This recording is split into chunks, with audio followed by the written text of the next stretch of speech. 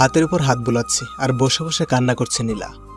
আর নীলার ঠিক সামনেই লাঠি হাতে দাঁড়িয়ে আছে নীলার সদ্য বিবাহিত বর আবির। আজকে আবির আর নীলার বাসর রাত। আর বাসর রাতেই বরের হাতের লাঠির বাড়ি খেয়ে বসে বসে কাঁদছে নীলা। কাঁদতে কাঁদতে নীলা মেঝে থেকে উঠে দাঁড়ালো। আমি ড্যাডির কাছে যাব, তোকে আমি পুলিশে দিব। তোর এত বড় সাহস, তুই এই নীলার গায়ে হাত তুলিস? আমি তোর নামে মামলা করব। নীলার কথা শুনেই আবির হাতের লাঠিটা দিয়ে আবারও সজোরে একটা বাড়ি মেরে দিল নীলার পিঠে। ওই, আমি তোমার স্বামী, তোমার সাহস কি করে হয় আমার সাথে তুই তুই করে কথা বলার? আপনি করে বলো, নইলে বাসর রাতে আমার আদর খাওয়ার বদলে মায়ের খাইতে হবে তোমার। কিসের বাসর রাত, কিসের আদর? আমি তোর মতো ছোট লোককে নিজের বর হিসেবে কখনোই মানব না। আমি ড্যাডির কাছে যাব। চুপ, একদম চুপ। ভালোই ভালোই বলছি, একদম চুপ করো। আর ভালো বউয়ের মতো আমার কথা শোনো, নইলে লাঠির বাড়ি একটাও নিচে পড়বে না। আবিরের কথা শুনে নীলার কান্নার আওয়াজ যেন আরও বেড়ে গেল। এর আগে কখনোই কারো হাতের মায়ের খায়নি নীলা, তবে বাসর রাতেই যে তাকে বরের হাতের মায়ের খাইতে হবে এটা তার ভাবনার বাইরে ছিল। 30 মিনিট আগে লাল টকটকে রঙের পাথরের কারুকাজ করা লম্বা লেহেঙ্গা আর লাল ওড়না পরে নববধূর সাজে বসে আছে নীলা। আজকে সন্ধ্যাতে বিয়ে হয়েছে তার। ড্যাডির মুখে শুনেছে অনেক বড় লোক ঘরের ছেলের সাথে বিয়ে হচ্ছে তার। ছেলেটাকে দেখতেও বেশ হ্যান্ডসাম, যদিও এগুলো সব ড্যাডির মুখেই শুনেছে নীলা। ছেলেকেও দেখেওনি একবারও, কারণ ড্যাডির উপর তার অগাধ বিশ্বাস ছিল। সদ্য বিবাহিত বরকে নিয়ে কত শত স্বপ্ন আঁকছিল নীলা এতক্ষণ। বিয়ের পর কোথায় হানিমুনে যাবে, কোন 5 স্টার হোটেলে ক্যান্ডেল লাইট ডিনার করবে প্রতিদিন, কোন শপিং মল থেকে দামি দামি শপিং করবে, এসব নিয়ে আকাশ পাতাল ভাবনা ছিল নীলার। হঠাৎ নীলার ভাবনার সেদ পড়ে দরজা খোলার শব্দে। নীলা এমনিতে অন্য মেয়েদের মতো খুব একটা লজ্জা পায় না, তবে বাসর রাত বলে কথা, তাই না চাইলেও একটু লজ্জা চলেই আসে। বরকের রুমে ঢুকতে দেখে মাথার ঘুমটাটা আরও একটু টেনে নিয়ে গুটিসুটি মেরে বসে রইল নীলা। নীলার সদ্য বিবাহিত বর নীলার সামনে এসে দাঁড়িয়ে রাগী গলায় বলল, বাসর ঘরে বর রুমে ঢুকলে সালাম দিতে হয়, এটা কি তোমাকে কেউ শিখায়নি? আবিরের কণ্ঠ শুনে হকচকিয়ে উঠে মাথার ঘোমটাটা সরিয়ে ফেলে নীলা, কারণ কণ্ঠটা ওর খুব চেনা। বরের বেশে আবিরকে সামনে দেখে মাথায় যেন আকাশ ভেঙে পড়ে ওর। আবিরের মতো একজন গরিব ছোট লোকের সাথে ওর বিয়ে হয়েছে ভাবতে যেন পাগল পাগল লাগছে নীলা। নীলা দ্রুত বিছানা ছেড়ে দিয়ে নিচে নেমে অবাক হয়ে বলল, আবির, তুমি এখানে? আমার বর কোথায়? তুমি আমার বাসর ঘরে কি করছো? বাহ রে, নিজের সদ্য বিবাহিত বরকে জিজ্ঞেস করছো যে সে তোমার বাসর ঘরে কি করে? বলি, বাসর ঘরে বর না থাকলে বাসর করবে কার সাথে শুনি? এখন সময় নষ্ট না করে আমায় সালাম করো জলদি। হোয়াট? তুমি আমার বর হইতেই পারো না। আমার তো বিয়ে হয়েছে বিশাল বড় লোকের ছেলের সাথে, আর তুমি তো একজন ভিখারি। বলো আমার বর কোথায়, আমি আমার বরের কাছে যাব।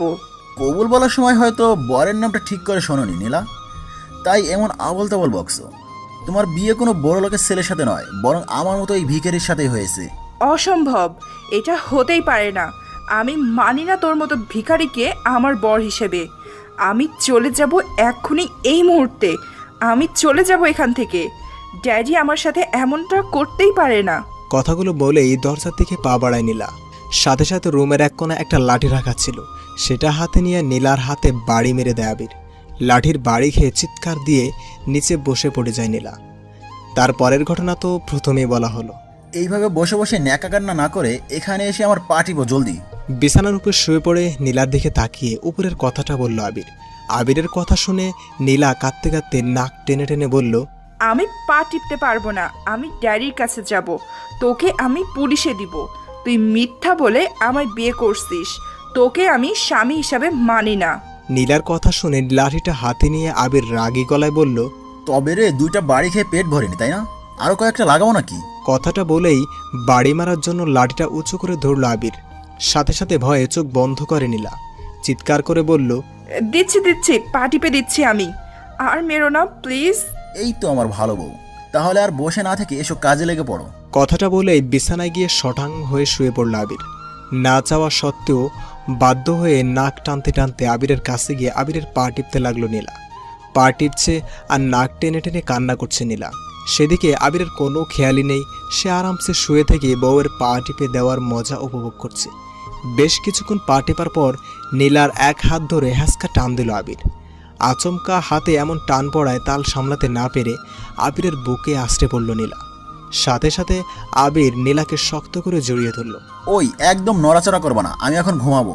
ঘুমাবি তো ঘুমা, আমাকে ছাড়। ব্যাটা ছোট লোক, আমি তোর সাথে ঘুমাবো না। লাঠিটা কি আবার আনবো? ভালোই ভালো আমায় ঘুমাতে দাও, আর নিজেও ঘুমাও, নইলে সারা রাত ধরে না ঘুমিয়ে আমার পা টিপতে হবে, আর লাঠির বাড়ি খেতে হবে তোমার। আবিরের কথা শুনে শব্দ করে কাঁদতে লাগলো নীলা। ও ড্যাডি গো, আমায় এই ছোট লোকের কাছ থেকে নিয়ে যাও, আমি এর সাথে থাকতে পারবো না। ওই চুপ, একদম চুপ, নইলে মাথার উপর তুলে একটা আছাড় মারবো বলে দিলাম। চুপ করে ঘুমাও বলছি, কালকে আবার আমার আসল বাড়ি যেতে হবে তোমায়। আবিরের কথা শুনে নাক টেনে ধরা গলায় নীলা বলল, আসল বাড়ি মানে এইটা কার বাড়ি তাহলে? তোমার কি মনে হয় নীলা, আমার মতো একজন গরিব মানুষের বাড়ি এটা হবে? আর এটা তো আমি একদিনের জন্য ভাড়া নিয়েছি তোমায় বিয়ে করব বলে। কালকে তোমার আমার আসল বাড়িতে যাব, আমরা আমার কুড়ে ঘরে। এখন ঘুমাতো। আবিরের কথা শুনে নীলার মাথায় যেন আকাশ ভেঙে পড়ল। ওর মতো এমন বড় লোকের একমাত্র মেয়ে কিনা কুড়ে ঘরে থাকবে, ভাবতে অবাক লাগছে নীলার। কিন্তু লাঠির বাড়ি খাওয়ার ভয়ে কিছু বলার সাহসও পাচ্ছে না ও। তাই মনে মনে বুদ্ধি করল, আবির ঘুমালে ও চুপি চুপি উঠে পালিয়ে যাবে। মনে মনে এসব ভেবে ঘুমিয়ে পড়ার ভান ধরল নীলা। আবিরও নীলাকে পরম যতনে বুকে জড়িয়ে নিয়ে ঘুমিয়ে পড়ল। মাঝরাতে আস্তে করে চোখ খুলে আবিরের দিকে তাকালো নীলা। যখন বুঝতে পারলো আবির বিভোরে ঘুমাচ্ছে, তখন খুব সাবধানে বিছানা ছেড়ে নেমে গেল নীলা। তারপর ধীর পায়ে দরজার দিকে পা বাড়ালো।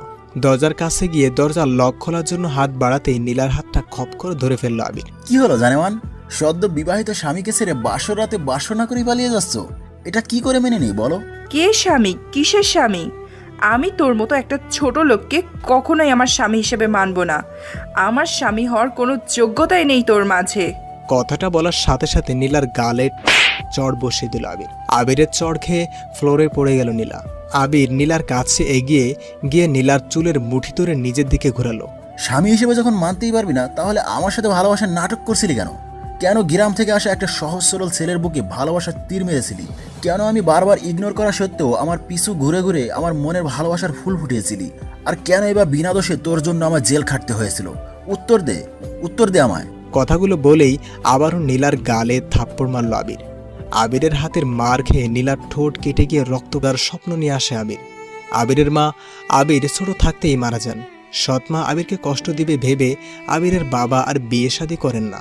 সারাদিন রিক্সা চালিয়ে কোনো রকমে বাপ ছেলে মিলে সুখেই ছিল আবিরের বাবা আর আবির।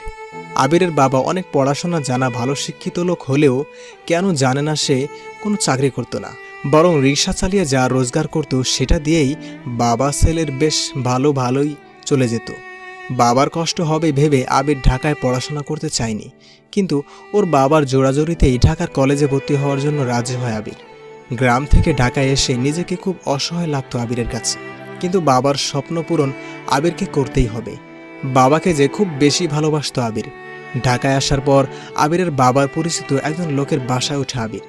লোকটা বেশ ভালো ছিল, আবিরকে সে অনেক ভালোবাসতো। ঢাকায় এসে ঢাকার একটা নামি দামি কলেজে ভর্তি হয় আবির।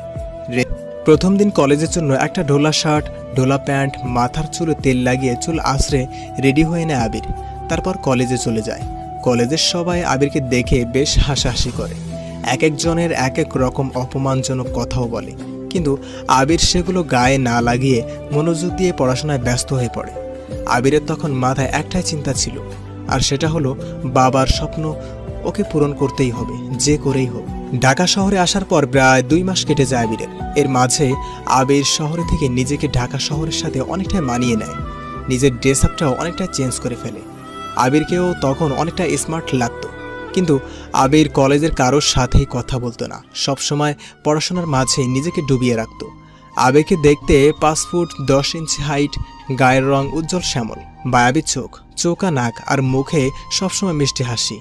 আবিরের চেহারাতেই ছিল একটা নিষ্পাপ ভাব, আর বেশ হ্যান্ডসামও। পড়াশোনায় ভালো হওয়ায় অনেক মেয়েই আবিরের সাথে প্রেম করার জন্য এগিয়ে এসে কথা বলতে চাইতো, কিন্তু আবির সবসময় নিজেকে গুছিয়ে নিত সবার থেকে। কখনো কখনো মেয়ের সাথে ইচ্ছা করে কথা বলতো না। একদিন আবির কলেজের গেট দিয়ে কলেজে ঢুকতে একটি মেয়ে দৌড়ে এসে আবিরের উপরে আছড়ে পড়ে। ঘটনার আকস্মিকতায় কিছু বুঝে ওঠার আগেই মেয়েটিকে নিয়ে নিচে পড়ে যায় আবির। হাতে বেশ ব্যথাও পায় আবির, কিন্তু সেদিকে পাত্তা না দিয়ে মেয়েটির দিকে না তাকিয়েই নিজের থেকে তাড়াতাড়ি মেয়েটিকে সরিয়ে উঠে দাঁড়ায় আবির। তারপর অন্যদিকে ঘুরে সরি বলেই হনহনিয়ে সেখান থেকে চলে যায় আবির। আবির চলে গেলেও পিছনে থাকা মেয়েটা এটা মানতে পারে না যে ওকে কেউ ইগনোর করে চলে গেল। ঢাকার বিশিষ্ট শিল্পপতির একমাত্র সুন্দরী মেয়ে নীলা, যেমন তার রূপ তেমনই তার অহংকারও ভরা, আর রাগটা যেন তার আকাশ ছোঁয়া। ওর দিকে না তাকিয়ে এভাবে চলে যাওয়াকে মেনে নিতে পারে না নীলা, রাগে ফোঁস করতে থাকেও। আর তখনই নীলার বান্ধবী অনু আর আঁখি এসে বলে, কি রে নীলা, এটা কি হলো বলতো? তোর দিকে একবার ফিরেও তাকালো না ছেলেটা। আহারে, আমাদের তো ভাবতেই অবাক লাগছে, তোকে দেখেও না দেখার মতো করে চলে গেল। এই তোর রূপের বাহার। বান্ধবীদের কথায় মাথায় যেন রক্ত উঠে যায় নীলার। ওই গেও ভূতটার এত বড় সাহস, ও আমাকে ইগনোর করে, এই নীলাকে ইগনোর করে। ওকে তো আমি মেরেই ফেলবো। মেরে ফেললে কি সব ঠিক হয়ে যাবে বল?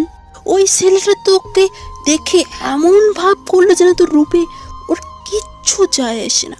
তাহলে আমি ওকে হাত পা ভেঙে কলেজ থেকে বের করে দেওয়ার ব্যবস্থা করব। তাতে কি তোর অপমানের প্রতিশোধ নেওয়া হবে বল? বরং সবাই বলবে গ্রামের একজন গেয় ভূত তোর মতো রূপবতীকে পাত্তাও দেয়নি।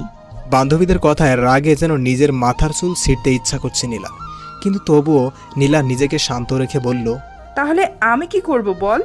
কি করলে আমার প্রতিশোধ নেওয়া হবে? এমন কিছু কর যেন ওই ছেলেটা তোর পিছনে পোষা কুকুরের মতো ঘুর ঘুর করে, তোর ভালোবাসায় পাগল হয়ে যায়, তাহলেই বুঝবো তোর রূপের হোয়াট?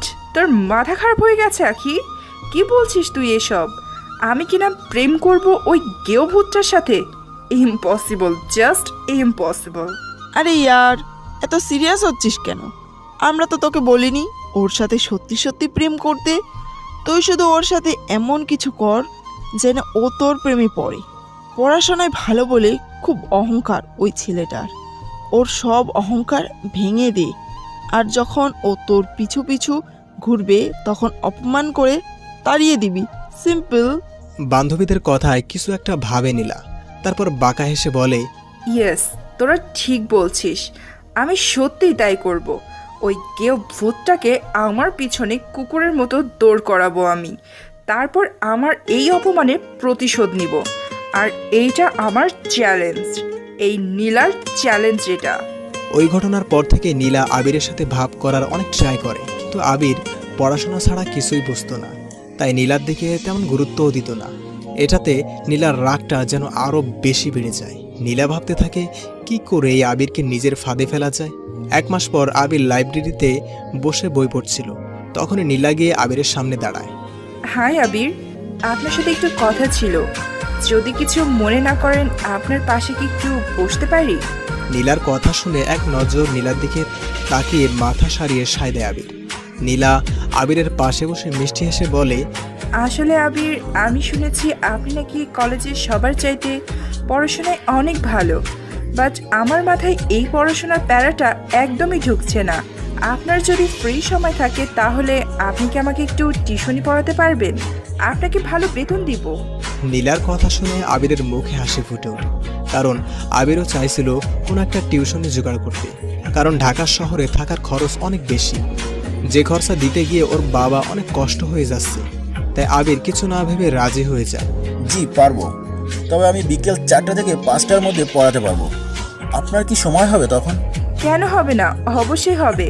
আমি তো এই সময়ের অপেক্ষা করছিলাম। মানে ঠিক বুঝলাম না। ও কিছু না, তাহলে আপনি আজকে বিকাল থেকেই পড়ানো শুরু করুন, আমি আপনাকে পিক করে নিয়ে যাব। আপনার অ্যাড্রেসটা দিন। না না, তার কোনো দরকার হবে না। আপনি বলুন আপনি কোথায় পড়বেন, আমি সেখানে সময় মতো চলে যাব ইনশাল্লাহ। তারপর নীলা নিজের বাসার ঠিকানা আবিরকে দিয়ে দেয়। নীলার বাবা বিজনেসের কাজে দেশের বাইরে থাকায় নীলার আরও একটু সুবিধা হয়। আবিরের মতো নীলার মাও ছোটবেলায় মারা গেছেন, তাই নীলাদের বাসায় কাজের লোক ছাড়া আর কেউ থাকতো না। বিকেল 4টার সময় নীলার বাসার সামনে পৌঁছে যায় আবির। নীলাদের বাসার সামনে পৌঁছে একদম হাঁ হয়ে যায় আবির। বিশাল বড় নীলাদের বাড়ি, আর গেট দিয়ে ঢুকতেই 4-5টা প্রাইভেট কার গাড়ি দেখতে পায় আবির। বিশাল বড় দোতলা বাসা, বাসার সামনে অনেকটা বাগানের মতো ফুল গাছ লাগানো। আবির বেশ কিছুক্ষণ চারিদিকে চেয়ে চেয়ে দেখতে থাকে, হঠাৎ নীলার ডাকে ধ্যান ভাঙে আবিরের। আবির স্যার, আপনি এসছেন? আসুন আসুন, ভিতরে আসুন। নীলার ডাকে পিছনে ফিরে আবির। নীলা কালো রঙের একটা সালোয়ার কামিজ পরে হালকা সেজে আছে, চুলগুলো ছেড়ে রাখা। অনেক সুন্দর দেখতে লাগছে নীলাকে। আবির নীলার দিকে কিছুক্ষণ তাকিয়ে থেকে চোখ নামিয়ে নেয়। তারপর নীলার সাথে ভিতরে চলে যায় পড়ানোর জন্য। নীলা বেশ ভালোভাবেই পড়তে থাকে আবিরের কাছে। ওকে দেখে বা ওর কথা শুনে মনেই হয় না যে ও এত বড় লোক পরিবারের মেয়ে। ড্রেস আপটাও পরে একদম সাদাসিধে। নীলার এমন ভালো আচরণ আর অহংকার মুক্ত দেখে আবিরের মনে একটা ভালো লাগা সৃষ্টি হয় নীলার জন্য। পড়ানো ছাড়াও নীলা 4 থেকে 5 বার ফোনে কথা বলে আবিরের সাথে, এমনকি অনেক কেয়ারও করতে থাকে আবিরের। মাস শেষে 10,000 টাকা তুলে দেয় আবিরের হাতে। আবির নিজে থেকে কখনো টাকা চায় না, কিন্তু নীলা এমন ভাব করে যে সে যেন আবিরের কষ্ট কমানোর জন্য এমন করছে। এভাবে কেটে যায় 3টা মাস। আবির আর নীলা এখন অনেকটাই কাছাকাছি চলে আসে। একদিন ছুটির দিনে নীলা আবিরকে ফোন করে ওর বাসায় ডাকে। আবিরও খুশি হয়ে চলে যায় নীলার বাসায়। আবিরকে অবাক করে দিয়ে নীলা খাঁটি বাঙালি মেয়েদের মতো করে শাড়ি পরে হালকা সাজের সামনে আসে আবিরের। আবির নীলাকে দেখে একদম পাথর হয়ে যায়।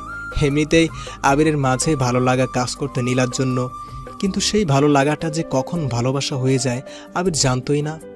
লাল পায়ের সাদা শাড়ি সুন্দর করে গ্রামের মতো পড়েছে নীলা, সাথে কানে বড় বড় একজোড়া ঝুমকা, চোখে গাঢ় করে কাজল, কপালে ছোট্ট একটা লাল টিপ, গলায় লাল পাথরের নেকলেস, চুলগুলো খোপা করে তাতে লাল টকটকে গোলাপ গুজে রেখেছে নীলা। ঠোঁটে পড়েছে গাঢ় করে লাল লিপস্টিক, হাত ভর্তি লাল সাদা মিক্সড চুড়ি, সব মিলিয়ে একদম অসাধারণ দেখতে লাগছে ওকে। আবির নীলাকে এমন সাজে দেখে নিজের জায়গাতেই যেন জমে গেছে। নীলা গুটিসুটি পায়ে আবিরের সামনে এসে দাঁড়ায়। আবির এখনও যেন কোনো ঘোরের মাঝে রয়েছে। নীলা আবিরের সামনে হাতের চুড়িগুলো বাজিয়ে বলে ওঠে, কি হলো আবির, কিছু বলবেন না আমায়? শুধু কি হাঁ করে দেখেই যাবে? আমার বুঝি লজ্জা করছে না? নীলার কথায় ধ্যান ভাঙে আবিরের। আবির বেশ কিছুটা লজ্জা পেয়ে নীলার দিক থেকে চোখ নামিয়ে নেয়। তারপর হালকা কেশে বলে, আমায় তুমি ডেকেছো কেন নীলা? আর তুমি আমায় স্যার না ডেকে নাম ধরে ডাকছো কেন, তাও আবার তুমি তুমি করে? আবিরের কথায় নীলা লজ্জা পাওয়ার ভাব করে বলে, তুমি কি সত্যি বুঝতে পারছো না আবির? তাহলে শোনো, আমি তোমায় ভালোবাসি আবির। কলেজে প্রথম দেখাতেই তোমার প্রেমে পড়ে যাই আমি। আমার মন প্রাণ অস্তিত্ব জুড়ে শুধু তোমারই বসবাস। প্লিজ আবির, আমায় ফিরে দিও না। আজকের এই সাজ আমি শুধু তোমার জন্যই, আমার আবিরের জন্য সেজেছি। প্লিজ আবির, আমার ভালোবাসা গ্রহণ করো। তুমি আমায় গ্রহণ না করলে যে আমার আত্মহত্যা ছাড়া আর কোনো উপায় থাকবে না। নীলার কথা শুনে আবিরের মুখটা শুকিয়ে যায়, কারণ আবিরও যে কদিনে নীলাকে ভালোবেসে ফেলেছে। এই তুমি কি বলছো নীলা? এটা হয় না। কোথায় তুমি আর কোথায় আমি? আমি সামান্য একটা রিক্সাওয়ালার ছেলে, আর তুমি এত বড় লোকের একমাত্র মেয়ে।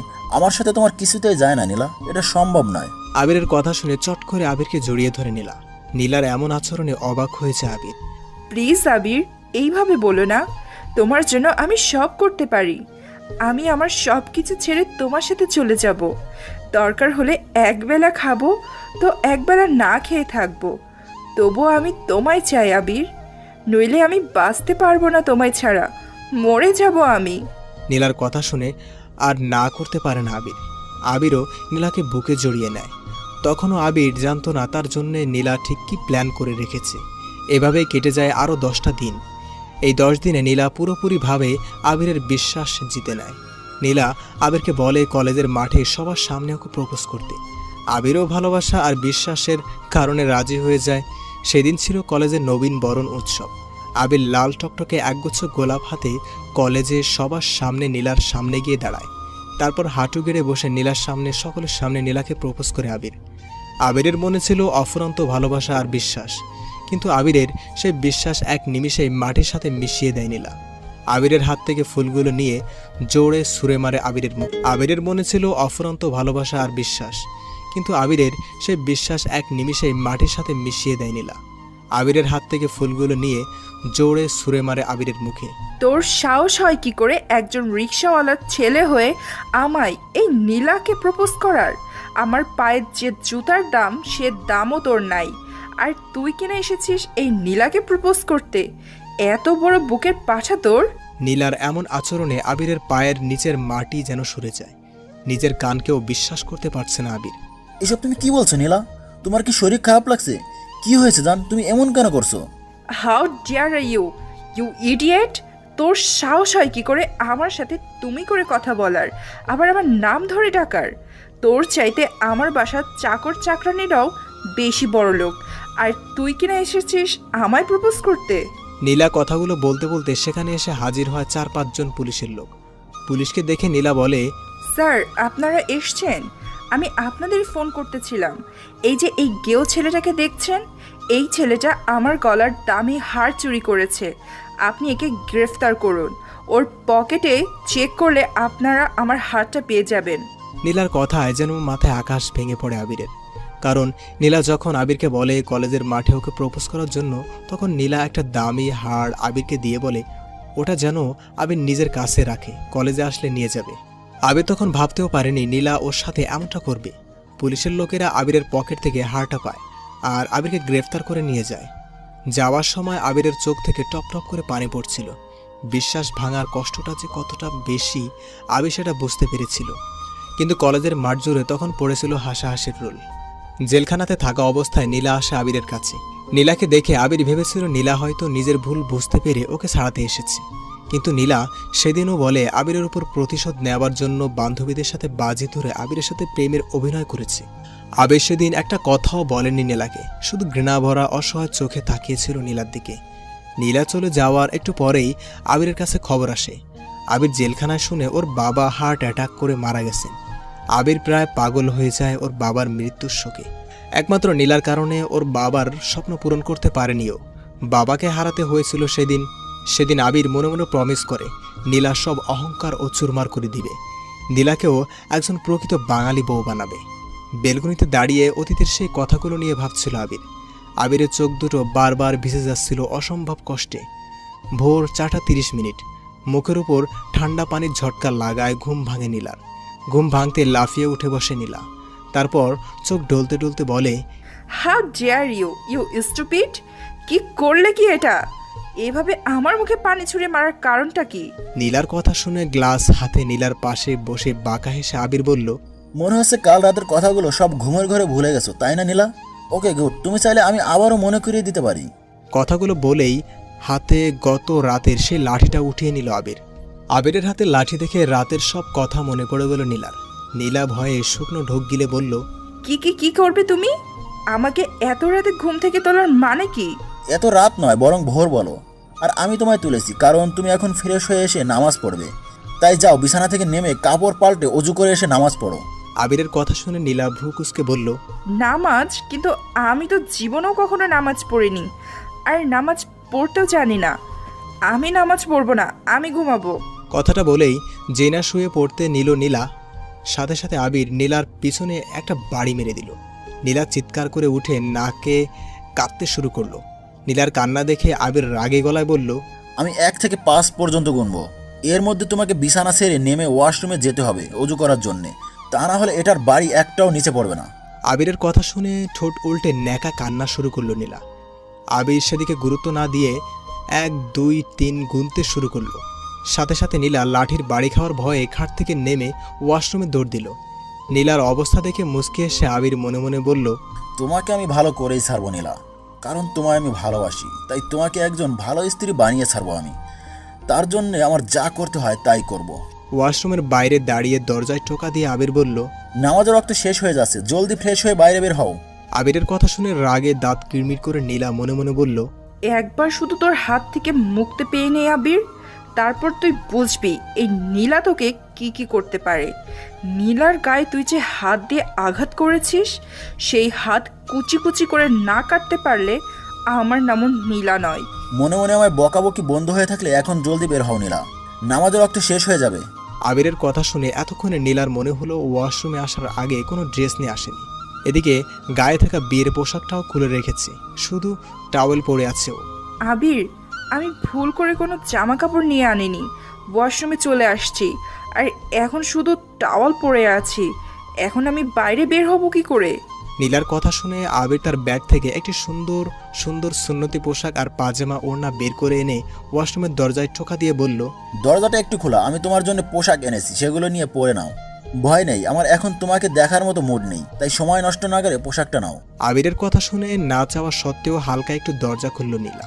তারপর আবিরের হাত থেকে এক ঝটকায় কাপড়গুলো নিয়ে দরজা লাগিয়ে দিল। নীলার এমন করা দেখে মুচকে হাসলো আবির। নীলা কাপড়গুলো ভালো করে দেখে নাক সিটকে বলল, ছি, কি এগুলো? এই 2 পয়সার পোশাকগুলো কে পরবে? আমি ভাবে এইসব পরতে পারবো না। আমার জিন্স আর টপস কই? আজ থেকে তুমি এগুলোই পরবে। একজন মুসলমান মেয়ের এটাই হলো আসল পোশাক। জিন্স টপসের কথা ভুলে যাও। ইম্পসিবল, আমি এগুলো কিছুতেই পরতে পারবো না। আমার জিন্স আর টপস চাই। ওকে ফাইন, তোমাকে কিছুই করতে হবে না, তুমি তাওয়াল পরে বাইরে এসো। তারপর কাল রাতে যেটা হয়নি সেটা এখন করব। কাল রাতে যেটা হয়নি মানে? কিসের কথা বলছো আবির? কিসের আবার? কাল রাতে তো আমাদের বাসর রাত ছিল, তো কাল রাতে যখন সেটা হয়নি, তাই আমি ভাবছি তুমি যখন ওই কাপড়গুলো পরবেই না, তাহলে তো তোমায় তাওয়াল পরেই থাকতে হবে, আর তাওয়াল পরেই বাইরে বের হতে হবে। তাহলে আমিও তোমার সাথে নিজের বাসরটা সেরে নেব, কি বলো? বাইরে থেকে আবিরের কথা শুনেই চোখ বড় বড় করে চিৎকার করে নীলা বলে উঠল, পড়ছি পড়ছি পড়ছি, আমি এখন এগুলো পড়ছি। এই তো গুড গার্ল, এখন তাড়াতাড়ি এগুলো পরে অজু করে এসো, নামাজ পড়ে নাও জলদি। আবিরের কথা শুনে নীলা আর কোনো উপায় না পেয়ে আবিরের দেওয়া পোশাকগুলো পরে নিল। তারপর অজু করে বাইরে বেরিয়ে এলো। নীলাকে এখন দেখতে একদম অন্যরকম লাগছে। ঢিলে ঢেলা হলুদ রঙের সুন্নতি পোশাক, সাথে মাথায় সুন্নতি পাতলা ওড়না, একদম ভদ্র ও নেককার মেয়ের মতো সুন্দর লাগছে দেখতে। আবির বেশ কিছুক্ষণ নীলার দিকে তাকিয়ে থেকে বলে উঠল, এখন যাও, এখানে জায়নামাজ রাখা আছে, নামাজ পড়ে নাও। আবিরের হাতে এখনো সেই লাঠিটা আছে দেখে নাক সিটকে বলে উঠল নীলা, এ মা, ছি, এগুলো কি খাবার? আমি এসব খাবো না। আমি বিরিয়ানি বা পিৎজা খাবো। এমন ছোট লোকের খাবার আমার বাসার দারোয়ানরাও খায় না। চুপ! আর একটা বাজে কথা বললে তো তোমার না খেয়েই থাকতে হবে সারাদিন। পৃথিবীতে কত শত মানুষ আছে যারা এক টুকরো রুটির জন্য সব সময় চেয়ে থাকে, হাহাকার করে, কিন্তু তাদের কপালে সেটাও জোটে না। ভালোই ভালোই এগুলো খেয়ে নাও, নইলে সারাদিন না খাওয়াই রাখবো। আবিরের কথা শুনে নীলা ঠোঁট উল্টে রাগে গলায় বলল, আমি না খেয়েই থাকবো, তবু এই ছোট লোকদের খাবারগুলো আমি খাবো না। নীলার কথা শুনে আবিরের রাগ হলেও নিজেকে শান্ত রেখে বাঁকা হেসে বলল, ঠিক আছে, যেমনটা তোমার ইচ্ছে মাই ডিয়ার ওয়াইফ। তাহলে তুমি রেডি হয়ে নাও, আমি ততক্ষণে খাবারটা খেয়ে নিই। কথাটা বলেই নীলাকে পাশ কাটিয়ে রুটি আর আলুর দমগুলো নিয়ে খেতে শুরু করলো আবির। নীলা আবিরের দিকে তাকিয়ে নাক সিটকে মনে মনে বলল, ছোট লোক একটা। তারপর সেখান থেকে সরে অন্যদিকে ঘুরে বসলো। আবির সেদিকে খেয়াল না দিয়ে নিজের মতো খেতে বসলো। খাওয়া শেষ করে বড় একটা ঢেকুর তুলল আবির। তারপর ঘড়ির দিকে তাকিয়ে বলল, এই রে, দেখতে দেখতে সকাল 8:30 বেজে গেছে। গ্রামে পৌঁছাতে পৌঁছাতে তো দুপুর হয়ে যাবে। কথাটা বলেই ব্যাগের কাছে এগিয়ে গেল আবির। তারপর ব্যাগ থেকে একটা কালো ঢিলেঢালা বোরকা বের করে নীলার সামনে এনে বলল, এই নাও নীলা, তাড়াতাড়ি এটা পরে নাও, আমাদের এখনই গ্রামের উদ্দেশ্যে রওনা হতে হবে। আবিরের কথা শুনে 2 আঙ্গুল দিয়ে বোরকাটা ধরে নীলা নাক মুখ কুঁচকে বলল, কি এটা? কি এটা মানে কি নীলা? তুমি একজন মুসলমানের মেয়ে হয়ে বোরখা চেনো না? এটা বোরখা, যেটা তুমি এখন থেকে পরবে। হোয়াট আর ইউ ক্রেজি আবির? আমি এই নীলা কিনা এমন একটা কালো আলখেল্লা পরবো? অসম্ভব আবির, আমি এটা কিছুতেই পরতে পারবো না। কিন্তু পড়তে তো তোমাকে হবেই নীলা। আর এটা শুধু আজ নয়, বরং সব সময় বাইরে যাওয়ার সময় পড়তে হবে তোমায়। কারণ আমি চাই না আমার একমাত্র আদরের বউয়ের সৌন্দর্য আমি ছাড়া অন্য কেউ দেখুক। তাই বেশি কথা না বলে দ্রুত এটা পরে রেডি হয়ে নাও, আমাদের দেরি হয়ে যাচ্ছে। কিছুতেই না, আমি মরে গেলেও এই আলখাল্লাটা পরবো না। কিছুতেই না, কিছুতেই না, কিছুতেই না। এতটুকু বলেই বোরকাটা দূরে ছুঁড়ে ফেলল নীলা। সাথে সাথেই নীলার গালে থাপ্পড় বসিয়ে দিল আবির। আবিরের থাপ্পড় খেয়ে বিছানায় মুখ থুবড়ে পড়ল নীলা। তখন নীলার হাত ধরে টেনে তুলে আবির বলল, ভালো ভালো কথা বলে তোর গায়ে লাগে না তাই না? তোর সাহস কি করে হয় বোরখা ছুঁড়ে ফেলার? তুই জানিস না পর্দা মুসলিম নারীর জন্য ফরজ করা হয়েছে? আর তুই কিনা সেই পর্দা করার বস্তুকে ছুঁড়ে ফেলেছিস।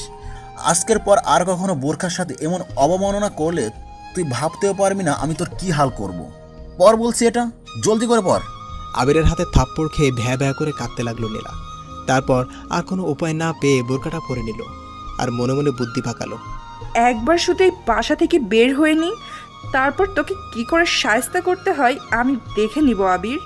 তোকে যদি আমি গণপিটানে না খাওয়াতে মারতে পারছি, তাহলে আমার নামও নীলা নয়। মনে মনে কথাগুলো ভাবতেই আবির নীলার দিকে তাকিয়ে বলে উঠল, তোমার সে আশায় বালি মাই সুইট হার্ট। তুমি ভুল করেও ভেবো না যে এই বাসা থেকে বেরিয়ে তুমি কোনো সিন ক্রিয়েট করবে।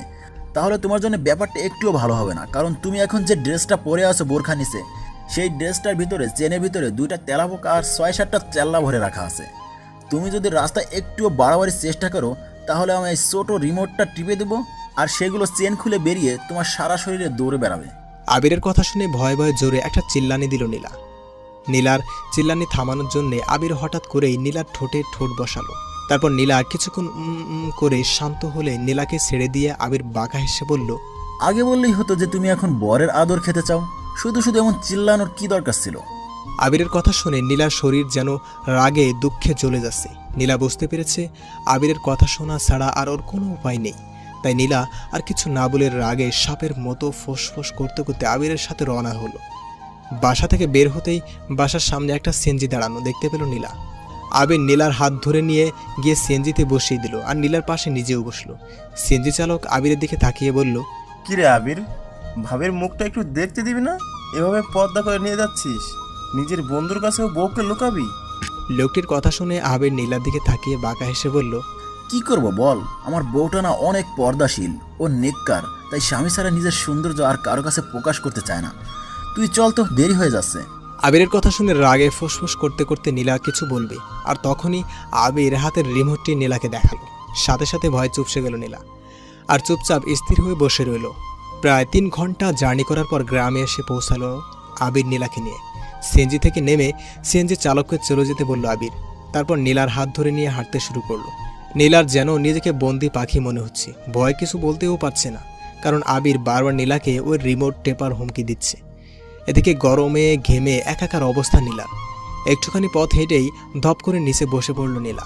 তারপর কাঁদো কাঁদো গলায় বলল, আমি আর হাঁটতে পারবো না, আমার পা ছিলে গেছে, ও মা গো।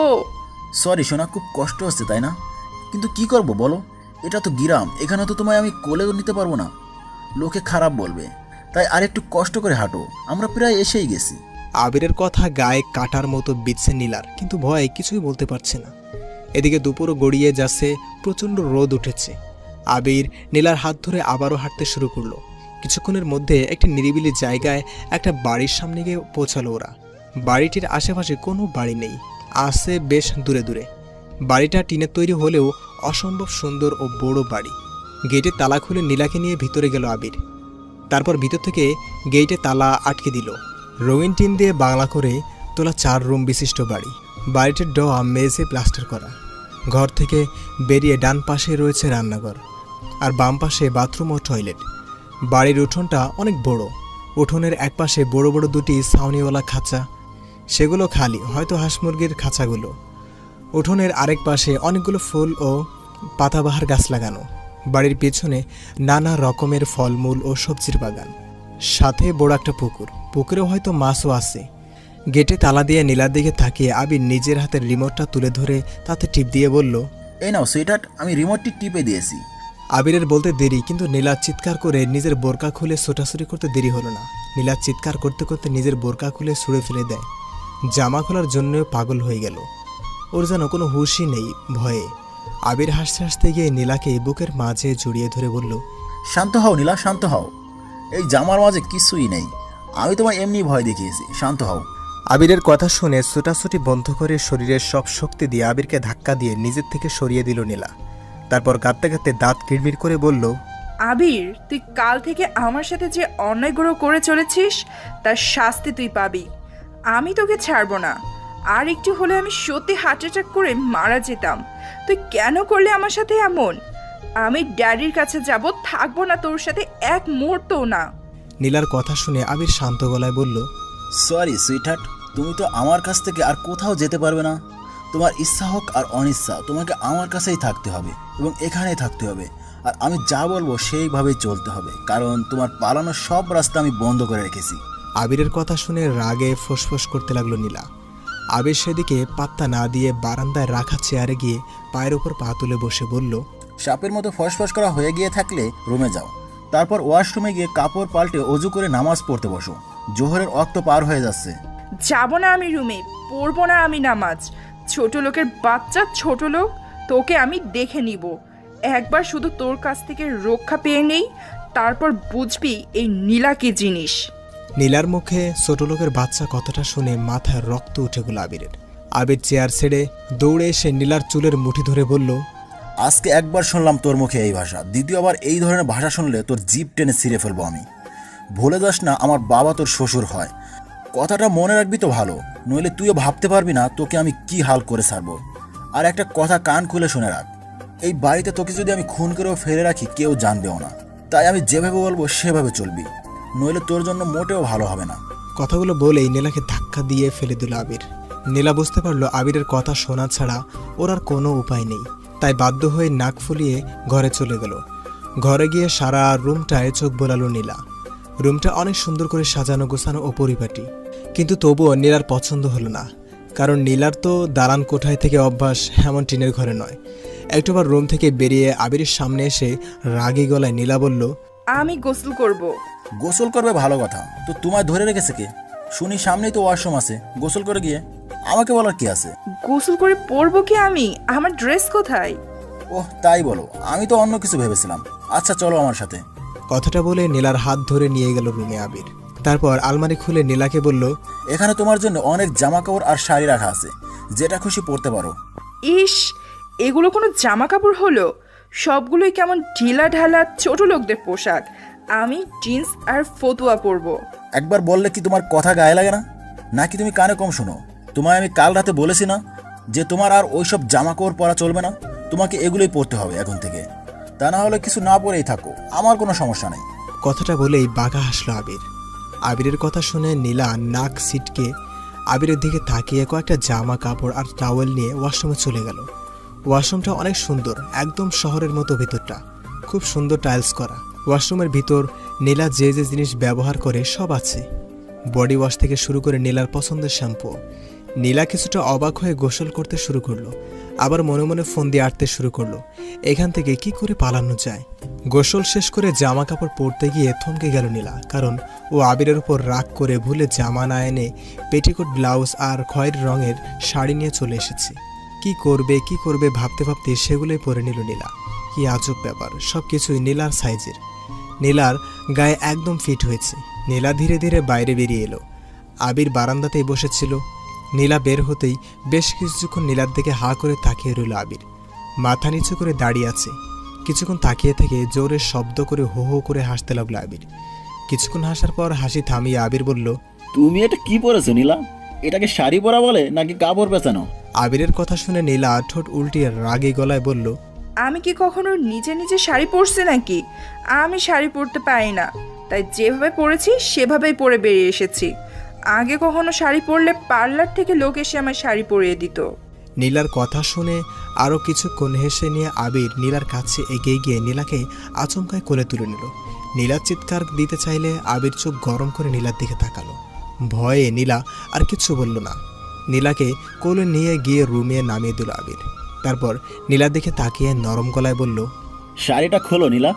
আবিরের কথা শুনে বড় সড়ো করে আবিরের দিকে তাকিয়ে নীলা বলল, না, আমি শাড়ি খুলবো না। কি কি কি বলতে চাও তুমি?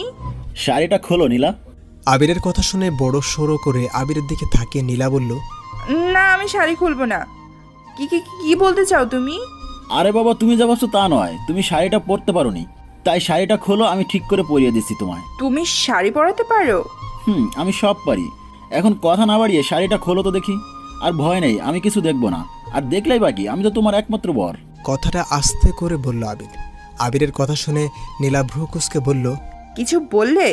কই কিছু বলিনি তো। নীলা আর কথা না বাড়িয়ে টাওয়েল দিয়ে নিজেকে ঢেকে শাড়িটা খুলে দিল। আবির অনেক যত্ন সহকারে শাড়িটা পরিয়ে দিল নীলাকে। নীলা অবাক চোখে সারাক্ষণ তাকিয়ে রইল আবিরের দিকে। শাড়ি পরানো শেষ হলে গম্ভীর গলায় আবির বলল, অনেক বেলা হয়ে যাচ্ছে, নামাজটা পড়ে নাও, আমি গোসল করে আসছি। কথাটা বলে আবির চলে যেতেই নীলা পুরো রুমে গেটের চাবি খুঁজতে শুরু করলো। আবির গোসল করছে আর অতীতের কথাগুলো নিয়ে ভাবছে। এদিকে নীলা পুরো রুম তন্ন তন্ন করে চাবি খুঁজতে খুঁজতে হয়রান হয়ে গেল, কিন্তু চাবিটা রুমের কোথাও নেই।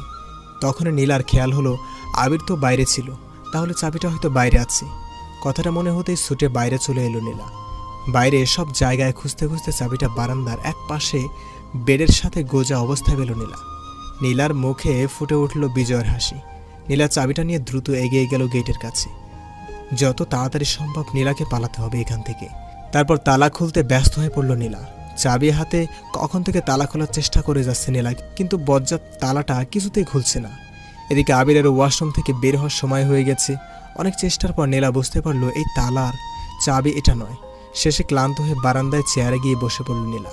এদিকে ক্ষুধায় অবস্থায় খারাপ হয়ে যাচ্ছে ওর। কেন যে সকালে আবিরের উপর জেদ করে রুটিগুলো খেলো না, এটা ভেবেই যেন আরও বেশি ক্ষুধা লেগে যাচ্ছে নীলার। নীলা পেটে হাত দিয়ে ধরে মুখটাকে কুঁচকে বসে আছে। কি ব্যাপার প্রিয়তমা, তালা খুলতে না পেরে ক্ষুধা লেগে গিয়েছে বুঝি?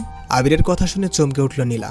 দেখলো আবির গোসল করে মাথা মুছতে মুছতে ওয়াশরুম থেকে বাইরে বেরিয়ে ওর দিকে বাঁকা হেসে তাকিয়ে বলল, আবির একটা লুঙ্গি পরেছে, শুধু গায়ে কোনো গেঞ্জি নেই। আবিরের উন্মুক্ত বুকের দিকে চোখ পড়তেই মাথা নিচু করে অন্যদিকে তাকালো নীলা। আবির নীলাকে পাশ কাটিয়ে রুমে চলে গেল। তারপর একটুবার বেরিয়ে এসে নীলার সামনে একটা প্যাকেট ধরে বলল, এই নিন ম্যাডাম, এই প্যাকেটে বিরিয়ানি আছে, খেয়ে আমায় উদ্ধার করেন আর তাড়াতাড়ি নামাজটা পড়ে নেন। আবিরের হাতে বিরিয়ানির প্যাকেট দেখে খুশিতে তাড়াহুড়ো হয়ে গেল নীলা। নীলার এখন ইচ্ছা করছে লাফিয়ে উঠে আবিরকে কিস করতে, কিন্তু নীলা সেটা কখনোই করবে না। তাই আবিরের হাত থেকে বিরিয়ানির প্যাকেটটা সো মেরে নিয়ে তাড়াতাড়ি প্যাকেটটা খুলে খেতে শুরু করলো। নীলার এভাবে খাওয়া দেখে মুচকে হাসলো আবির। তারপর রুমে গিয়ে সাদা রঙের একটা পাঞ্জাবি পরে নামাজে দাঁড়ালো। নামাজ শেষ করে নীলার জন্য অনেক দোয়া করলো আবির। নীলাকে যেন সঠিক পথে ফিরিয়ে আনতে পারে তার জন্য আল্লাহর নিকট সাহায্য প্রার্থনা করলো। মোনাজাত শেষে জায়নামাজ তুলে রেখে বাইরে এসে আবির দেখলো নীলা বিরিয়ানি খেয়ে শেষ করে চেয়ারের উপরে ঘুমিয়ে পড়ছে, আর নীলার আঁচলটা সরে গিয়ে নিচে পড়ে আছে। নীলার এভাবে ঘুম দেখে আবিরের আর ডাকতে ইচ্ছা করলো না, তাই নীলার আঁচলটা ঠিক করে দিয়ে নীলাকে চেয়ার থেকে কোলে নিয়ে রুমে গিয়ে শুয়ে বিছানায় শুয়ে দিল। তারপর নিজে চলে গেল জানালার পাশে। জানালা দিয়ে খুব সুন্দর বাইরের প্রকৃতি দেখা যায়। অনেক বড় সবুজ শ্যামল কাঁচা ধানের মাঠ। মাঠের ওই প্রান্তে রয়েছে আখ আর ভুট্টার বাগান। অনেক কৃষক কাজ করছে সেই মাঠে। অনেক দূরে দেখা যায় কিছু ছোট ছোট বাড়িঘর, এক কথায় যাকে বলে অপরূপ প্রাকৃতিক দৃশ্য। কিন্তু আবিরের মন এখন সেদিকে নেই। আবির তার নীলার চিন্তায় মগ্ন। বেশ কিছুক্ষণ জানালার ধারে দাঁড়িয়ে থেকে জানালা আটকে দিয়ে নীলার পাশে এসে বসল আবির। তারপর কিছুক্ষণ নীলার দিকে তাকিয়ে থেকে নীলাকে জড়িয়ে ধরে নিজেও ঘুমিয়ে পড়ল। বাইরে কিছু বাচ্চা ছেলে মেয়েদের চিৎকারে চেঁচামেচির শব্দে ঘুম ভাঙল নীলার। গ্রামের বাড়ির এই একটাই সমস্যা, দিনের বেলায় গ্রামের সব বাচ্চা ছেলে মেয়েরা অবাধে ঘুরে বেড়ায় আর চিৎকার চেঁচামেচি করে। ঘুম ভাঙতেই নিজেকে আবিরের বুকে আবিষ্কার করল নীলা। আবির ওকে শক্ত করে নিজের বুকে জড়িয়ে ধরে ঘুমিয়ে আছে, যেন ছেড়ে দিলেই হারিয়ে যাবে। আবিরের এতটা কাছে থেকে কেমন একটা ভালো লাগা কাজ করছে নীলার মনে। আবিরের ঘুমন্ত মুখটা বড়ই নিষ্পাপ লাগছে দেখতে। নীলা বেশ কিছুক্ষণ আবিরের দিকে এক নজরে তাকিয়ে আছে। হঠাৎ নীলাকে অবাক করে দিয়ে ঘুমন্ত আবির চোখ বন্ধ করেই বলে উঠল, এভাবে তাকিয়ে থেকো না, নজর লেগে যাবে, নইলে উল্টাপাল্টা কিছু করে বসলে দোষ দিতে পারবে না আমায়। আবিরের কথা শুনে বড় বড় করে তাকালো নীলা। তুমি ঘুমাওনি? নীলার কথা শুনে নীলাকে আরেকটু শক্ত করে জড়িয়ে ধরে আবির বলল, ঘুমাতে আর দিলে কই? নতুন বিয়ে করা সুন্দরী বউ এভাবে আষ্টে পুষ্টে জড়িয়ে ধরে শুয়ে থাকলে বুঝি ঘুম আসে চোখে? আবিরের কথা শুনে রাগ উঠে গেল নীলার। বজ্জাত ছেলে বলে কি আমি নাকি ওকে জড়িয়ে ধরে শুয়েছি? কথাগুলো ভেবেই আবিরের বুক থেকে উঠে গেল নীলা। অমনি আবির নীলার আঁচল টেনে ধরে বলল, আসরের ওয়াক্ত আসার আরও একটু দেরি আছে, এখন জোহরের নামাজটা পড়ে নাও জলদি, আমার দ্বিতীয়বার যেন আর নামাজের কথা বলতে না হয়। কথাগুলো বলে নীলার আঁচলটা ছেড়ে দিল আবির। নীলাও কোনো কথা না বলে বাধ্য মেয়ের মতো গিয়ে অজু করে নামাজ পড়ে নিল, কারণ এছাড়া নীলার আর কোনো উপায় নেই। নীলার নামাজ পড়া শেষ হতেই আবির বলল, এখন চুলার পারে গিয়ে আমার জন্য কিছু বানিয়ে আনো, খুব ক্ষুধা লেগেছে। আবিরের কথা শুনে সাপের মতো ফোঁস করে উঠল নীলা। হোয়াট? তোমার কি মাথা খারাপ হয়েছে আবির? আমি এই নীলা নাকি চুলায় রান্না করব? Impossible, just impossible. ও হ্যালো, ইম্পসিবলকে কিভাবে পসিবল করতে হয় তা এই আবির ভালোভাবে জানে। তুমি ভালোই ভালোই যাবে নাকি আমি তোমায় আমার রাগী লোকটা দেখাবো? তুমি যাই করো না কেন আবির, আমার পক্ষে চুলায় রান্না করা সম্ভব নয়।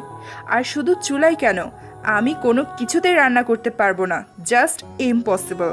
নীলার কথা শুনে পাঞ্জাবির হাতা ফোল্ড করতে করতে আবির বলল, ওকে সুইটহার্ট, যেমনটা তোমার ইচ্ছা। কথাটা বলে নীলার কাছে এসে নীলার কোমর জড়িয়ে ধরল আবির।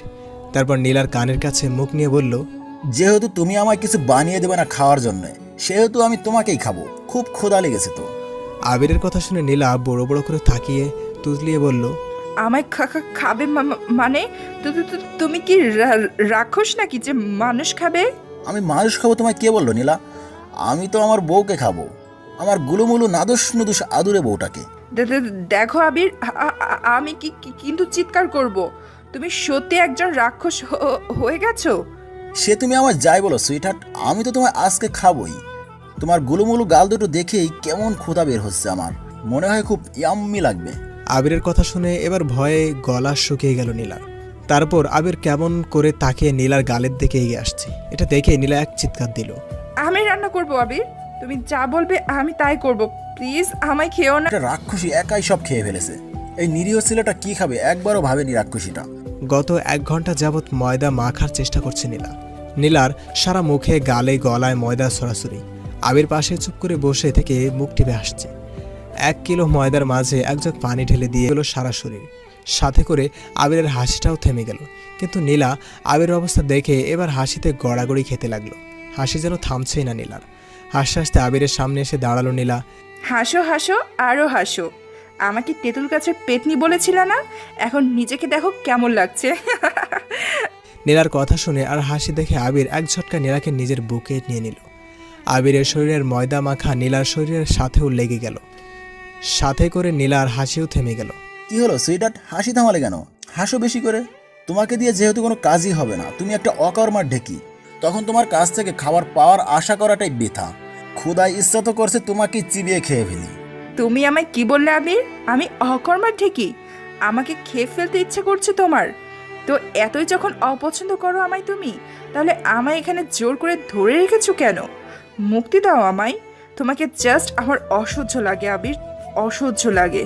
নীলার মুখে কথাগুলো শুনতেই নীলাকে ছেড়ে নীলার গালে সজোরে একটা থাপ্পড় মেরে দিল আবির। তারপর নীলার গাল শক্ত করে চেপে ধরে বলল, হ্যাঁ ঠিক ভেবেছিস নীলা, আমি তোকে অপছন্দ করি, ভালোবাসি না। আমি তোকে আমি শুধু ঘৃণা করি নীলা, ঘৃণা করি তোকে আমি। কিন্তু তবুও তোকে আমি আটকে রেখেছি কেন জানিস? কারণ আমার জীবনে সুখগুলো যেভাবে কেড়ে নিয়েছিস তুই, ঠিক সেইভাবেই তোর জীবনটা বিষিয়ে তুলবো আমি। তুই আমার জীবনে সব কিছু কেড়ে নিয়েছিস, আমিও কেড়ে নিয়েছি তোর জীবনের স্বাধীনতা। কথাগুলো বলেই নীলাকে হালকা ধাক্কা দিয়ে ছেড়ে দিয়ে হনহনিয়ে ওয়াশরুমে চলে গেল আবির। নীলা চুপ করে দাঁড়িয়ে আবিরের যাওয়ার দিকে তাকিয়ে রইল।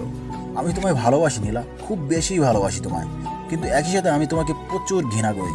পৃথিবীতে আমার ঘৃণা আর ভালোবাসা দুটো একসাথে পাওয়ার যোগ্য যদি কেউ থেকে থাকে, সে তুমি নীলা, তুমি আর কেউ নয়। তুমি আমার কাছ থেকে আমার মাথার উপরে ছাদের মতন আমার বাবাকে কেড়ে নিয়েছো, আমাকে জেল খাটতে বাধ্য করেছো বিনা দোষে। পুরো কলেজের সামনে আমায় তুমি চোর বানিয়ে ছেড়েছো নীলা। তোমাকে তো আমি এত সহজে ছাড়বো না, তিলে তিলে কষ্ট দিয়ে মারবো তোমায় আমি। তবে সেই কষ্টের মাঝেও মিশে থাকবে তোমার প্রতি আমার ভালোবাসা। তোমাকে আমি ভালো ও সঠিক পথে আনবই আনবো। ওয়াশরুমে শাওয়ারের নিচে দাঁড়িয়ে কথাগুলো ভাবছিল আবির, আর নীরব চোখে জল ফেলছিল। একটু পর ওয়াশরুম থেকে বের হতেই নীলা আবিরকে এক নজর দেখার সাথে সাথে জোরে একটা চিৎকার দিয়ে নিজের মুখ ঢেকে অন্যদিকে ঘুরে দাঁড়ালো। আমি কিছু দেখিনি। এই মেয়ে এমন সারের মতো চিৎকার করছো কেন? আর কি দেখো তুমি? কেমন ছেলে মানুষ তুমি আবির? একটা মেয়ের সামনে শুধু টাওয়াল পরে বাইরে আসতে লজ্জা করে না তোমার? ছি ছি ছি, আমি কিছু দেখিনি। ও বাবা, তোমার আবার লজ্জা আছে নাকি যে তুমি লজ্জায় মুখ ঢেকে অন্যদিকে ঘুরে দাঁড়িয়ে আসো? যে মেয়ে কিনা বান্ধবীদের সাথে বাজি ধরে একটি সাধারণ ছেলের সাথে প্রেমের নাটক করে তার জীবন নষ্ট করতে পারে, তারও আবার লজ্জা থাকে? সত্যি আমায় হাসারে তুমি। কথাগুলো কঠিন গলায় বলে নীলাকে পাশ কাটিয়ে চলে গেল আবির। আবিরের কথাগুলো কেন জানি নীলার গায়ে কাঁটার মতো বিচ্ছে। নীলা ভেবেছিল আবির ওর কাছে এসে বলবে, তুমি তো আমার বউ, আর বউয়ের সামনে এভাবে আসলে ক্ষতি কি? কিন্তু আবির তেমন কিছুই বলল না। হঠাৎ নীলা খেয়াল করলো ওর চোখ থেকে এক ফোঁটা পানি গড়িয়ে পড়ল নিচে। নীলা চোখের পানিটা তাড়াতাড়ি মুছে ফেলল। একটু পর আবির একটি ট্রাউজার আর একটি হাফাতা গেঞ্জি পরে আসলো নীলার সামনে। আবিরের ওয়াশরুম থেকে বের হওয়ার আগেই নীলা শাড়ি বদলে একটা সুন্নতে জামা পরে নিয়েছে। নীলা আমার সাথে এসো। কোথায় যাব? কোথায় আবার? রান্নাঘরে যাবে। আজকে প্রথম, তাই তোমায় রান্না করে দেখিয়ে দিব আর তুমি শিখে নিবে। কাল থেকে কিন্তু তোমাকে সব করতে হবে। আবিরের কথা আর কোনো উত্তর দিল না নীলা। আবিরের পিছু পিছু রান্নাঘরে চলে গেল। আবির একটি হাঁড়িতে পরিমাণ মতো চাউল নিয়ে 3টা ধোয়া দিল। তারপর আঙ্গুল দিয়ে পানি মেপে নীলাকে বুঝিয়ে দিল কি করে ভাতের পানি মেপে দিতে হয়। তারপর ভাতের হাঁড়িটা চুলায় দিয়ে পাশে থেকে পাতলা শুকনো লাকড়িগুলো নিয়ে চুলার মাঝে দিয়ে কয়েকটা শুকনো সোলার সাথে আগুন লাগিয়ে চুলো জ্বালিয়ে দিল, আর সব কিছু নীলাকে বুঝিয়ে দিল। নীলাও মনোযোগ দিয়ে সবটা ভালো করে দেখে নিল। ভাত হয়ে এলে চুলার আগুন নিভিয়ে দিল আবির। তারপর বলল, এরপর আর আগুন জ্বলতে দিলে ভাতটা পুড়ে যাবে, তাই আর আগুন জ্বলতে দিলাম না। একটু পর ভাত নামিয়ে তারপর তোমায় ডিম ভাজতে শেখাবো। আবিরের কথা শুনে নীলা মাথা নাড়িয়ে সায় দিল। তারপর ভাত হয়ে গেল। আবির ভাতের হাঁড়িটা নামিয়ে রেখে আরেকটা হাঁড়িতে কয়েকটা আলু সিদ্ধ দিল। তারপর চুলায় বড় একটা শুকনো কাঠের লাকড়ি ধরিয়ে দিয়ে নীলাকে নিয়ে ডিম গুলতে চলে গেল। বটি দা এনে তাতে পেঁয়াজ আর কাঁচামরিচ কাটলো আবির। পেঁয়াজ কাটার সময় আবিরের চোখ থেকে পানি পড়তে লাগলো। নীলা আনমনে আবিরের চোখের পানি নিজের আঁচলে মুছে দিল। আবির সেদিকে খেয়াল না দিয়ে নীলাকে দেখিয়ে পরিমাণ মতো লবণ নিয়ে পেঁয়াজ আর মরিচটা হাত দিয়ে ডলে নিল। তারপর ডিমটা ভেঙে দিয়ে একটা ছোট্ট কাটা চামচ দিয়ে গুলিয়ে নিয়ে নীলাকে শিখিয়ে শিখিয়ে ডিমটা ভেজে নিল। তারপর আলু ভর্তার জন্য শুকনো মরিচ আর পেঁয়াজ ভেজে নিল। সব কিছু করা হয়ে গেলে ঘরে নিয়ে সব গুছিয়ে রেখে হাত মুখ ধুয়ে ফ্রেশ হয়ে আসলো আবির। এতটুকু সময়ের মাঝে নীলা একটা কথাও বলেনি আবিরের সাথে, শুধু চেয়ে চেয়ে আবিরের কাজগুলো দেখেছে। মাগরিবের আজান হলে দুজনে একসাথে নামাজ পড়ে নিল। নামাজ শেষে আবির বলল, নীলা আমার পাটা টিপে দাও তো, খুব ব্যথা করছে পায়ে। বিছানায় শুয়ে পড়ল আবির। আবিরের কথা শুনে চোখ বড় বড় করে তাকিয়ে বলল নীলা, কি? আমি তোমার পা টিপবো? এটা তুমি ভাবলে কি করে আবির? অসম্ভব, আমি কিছুতেই তোমার পা টিপতে পারবো না। তুমি আমার পা টিপে না দিলে আমি তোমার গলা টিপে দেবো, বলে দিলাম কিন্তু। আবিরের কথা শুনে নীলা মুখ ভেঙচিয়ে বলল, তুমি সেটা পারবে না আমি জানি, আর আমিও তোমার পা টিপতে পারবো না আবির। আমার ভীষণ ক্লান্ত লাগছে, সারাদিন অনেক কাজ করেছি আমি, একটু ঘুমাবো। কি বললে তুমি? আর একবার বলো তো শুনি। তুমি সারাদিন অনেক কাজ করেছো? হ্যাঁ, তা কি কি কাজ করলে তুমি? কাজ কাকে বলে সেটা তো তুমি আগামী কাল থেকে বুঝবে। এখন এখানে এসে আমার পা টিপে দাও জলদি। আবিরের কথার উত্তরে নীলা কিছু বলবে তার আগে আবিরের ফোনটা ক্রিং ক্রিং শব্দে বেজে উঠল। আসসালামু আলাইকুম, কেমন আছেন আঙ্কেল? ওহ সরি বাবা, কেমন আছেন আপনি? জি আচ্ছা বাবা, ভালো থাকবেন। এখন তাহলে রাখছি, আল্লাহ হাফেজ। ফোন কেটে দিয়ে নীলার দিকে তাকিয়ে দেখলো নীলা ভ্রু কুঁচকে ওর দিকে তাকিয়ে আছে। এটা দেখেই আবির বাঁকা হেসে বলল, বুড়ো কুসকে তাকিয়ে কোনো লাভ নেই নীলা, আমি তোমার ড্যাডি মানে আমার শ্বশুর আব্বার সাথে কথা বললাম এতক্ষণ। আবিরের কথা শুনেই নীলা বড় বড় চোখ করে চিৎকার দিয়ে বলে উঠল, কি? আমার ড্যাডি ফোন করছিল? আমি তো বুঝতেই পারিনি। আবির প্লিজ ফোনটা আমায় দাও, আমি ড্যাডির সাথে কথা বলবো, প্লিজ দাও ফোনটা। কথাগুলো বলেই নীলা আবিরের কাছে এগিয়ে এসে ফোনটা ধরতে নিল। সাথে সাথে আবির ফোনটাকে দূরে সরিয়ে ফেলল আর নীলা আবিরের বুকের উপর পড়ে গেল। আবির নীলার কোমর জড়িয়ে ধরে বলল, ওহ সুইট হার্ট, এমন হুটহাট আমার বুকের মাঝে এসে আমার জড়িয়ে ধরতে তোমার খুব ভালো লাগে বুঝি? কিন্তু একটু বলে কয়ে তো আসবে। এভাবে বুকের উপর আশ্রে বললে তো তোমার ভারে আমার বুকের হাড়গুলো সব ভেঙে যাবে, বলো। আবিরের কথা শুনে নিজেকে আবিরের থেকে ছাড়িয়ে নেওয়ার বৃথা চেষ্টা করতে করতে নীলা বলল, একদম ফালতু কথা বলবা না আবির। আমি তোমার ফোনটা নিতে গিয়েছিলাম, তোমায় জড়িয়ে ধরতে নয়, বরং তুমি আমায় ধরে আছো। আর আমি মোটেও ভারী নয়, একদম স্লিম। হ্যাঁ সে তো দেখতেই পাচ্ছি, তুমি তো এখনো আমার জাপটে ধরে আছো। ইস, লজ্জা বলতে কোনো জিনিসই নেই তোমার মাঝে। অবশ্য থাকবেই বা কি করে, তুমি তো বড় লোকের দেমাগি মেয়ে হয়ে টাকার গরমে মানুষকে মানুষই মনে করো না, আর অহংকারের আগুনে নিজের লজ্জা শরমকেও পুড়িয়ে ফেলেছো। তোমার মতো মেয়েকে ভালোবাসা যায় না, শুধু ঘৃণা করা যায় নীলা, ঘৃণা। কথাগুলো বলেই নীলাকে ছেড়ে দিল আবির। আবিরের কথা শুনে নীলা একদম স্তব্ধ হয়ে গেল। আবিরের প্রতিটা কথা যেন সূচের মতো বিছে নীলার গায়ে। নীলা ভুলে গেল ওর ড্যাডের ফোনের কথা। নীলাকে কথাগুলো বলেই আবির বাইরে চলে গেল। তারপর খোলা উঠানে দাঁড়িয়ে আকাশের দিকে তাকিয়ে একটা দীর্ঘশ্বাস ছেড়ে মনে মনে বলল, কেন নীলা, কেন কেন যতবারই আমি তোমায় ভালোবাসতে চাই ততবারই তুমি তোমার আচরণে আমার পুরনো স্মৃতিগুলো মনে করিয়ে দাও। তোমার প্রতি ঘৃণা তৈরি হয় তখন আমার মনে মনে। আমি আর সহ্য করতে পারি না তোমায়। তুমি যে আমার জীবন থেকে সব কিছু কেড়ে নিয়েছো নীলা, সব কিছু। কথাগুলো ভাবতেই দুফোঁটা পানি গড়িয়ে পড়ল আবিরের চোখ থেকে। সকাল 9টা। সামনে এক বালতি কাপড় চোপড় নিয়ে মাথায় হাত দিয়ে বসে আছে নীলা। সকালে আবির ওকে ঘুম থেকে টেনে তোলার পর 1 মিনিটের জন্য শান্তিতে থাকতে দেয়নি। একটা না একটা কাজ করিয়েই চলেছে একাধারে। সকালে নীলা ভাত, বেগুন ভর্তা আর ডিম ভাজি করেছে। যদিও এগুলো করতে আবির ওকে হাতে হাতে শিখিয়ে করিয়েছে, তবুও হাতে বেশ কয়েক জায়গায় পড়ে গেছে নীলা। তারপর সকালের খাওয়া শেষ হতেই অনেকগুলো কাপড় চোপড় এনে ভিজিয়ে দিয়েছে আবির, আর বলেছে 30 মিনিটের মাঝে সব কাপড় কেচে শুকাতে দিতে। নীলা কখনো এসব কাজ করেনি। এটুকু কাজ করতেই যেন জান বেরিয়ে যাচ্ছে ওর। আবিরকে কিছু বলার সাহসও পাচ্ছে না নীলা। এটুকুতেই আবির লাঠি হাতে এগিয়ে আসে নীলাকে মারার জন্য। তাই কোনো উপায় না পেয়ে মুখ বুজে সব কাজ করে নিচ্ছে নীলা। নীলা দুপা দুদিকে দিয়ে এমনভাবে কাপড় কাচ্ছে যেন কাপড়গুলো ব্যথা পাবে। তখনই আবির লাঠি নিয়ে নীলার সামনে এসে দাঁড়ালো। বলছি যে রাজার দাদি কি কাপড় কাচছো নাকি কাপড় নিয়ে খেলা করছো? জোরে জোরে কাপড় কাচো, আমি যেন বারান্দা থেকে শব্দ পাই। আবিরের কথা শুনে হাতের ভেজা কাপড়টা ছুঁড়ে ফেলে দিয়ে নীলা বলল, পারবো না আমি কাপড় কাচতে। তুই কি পেয়েছিস আমায়? আমি তোর ঘরের চাকরানি যে তোর সব কথা শুনতে হবে আমায়?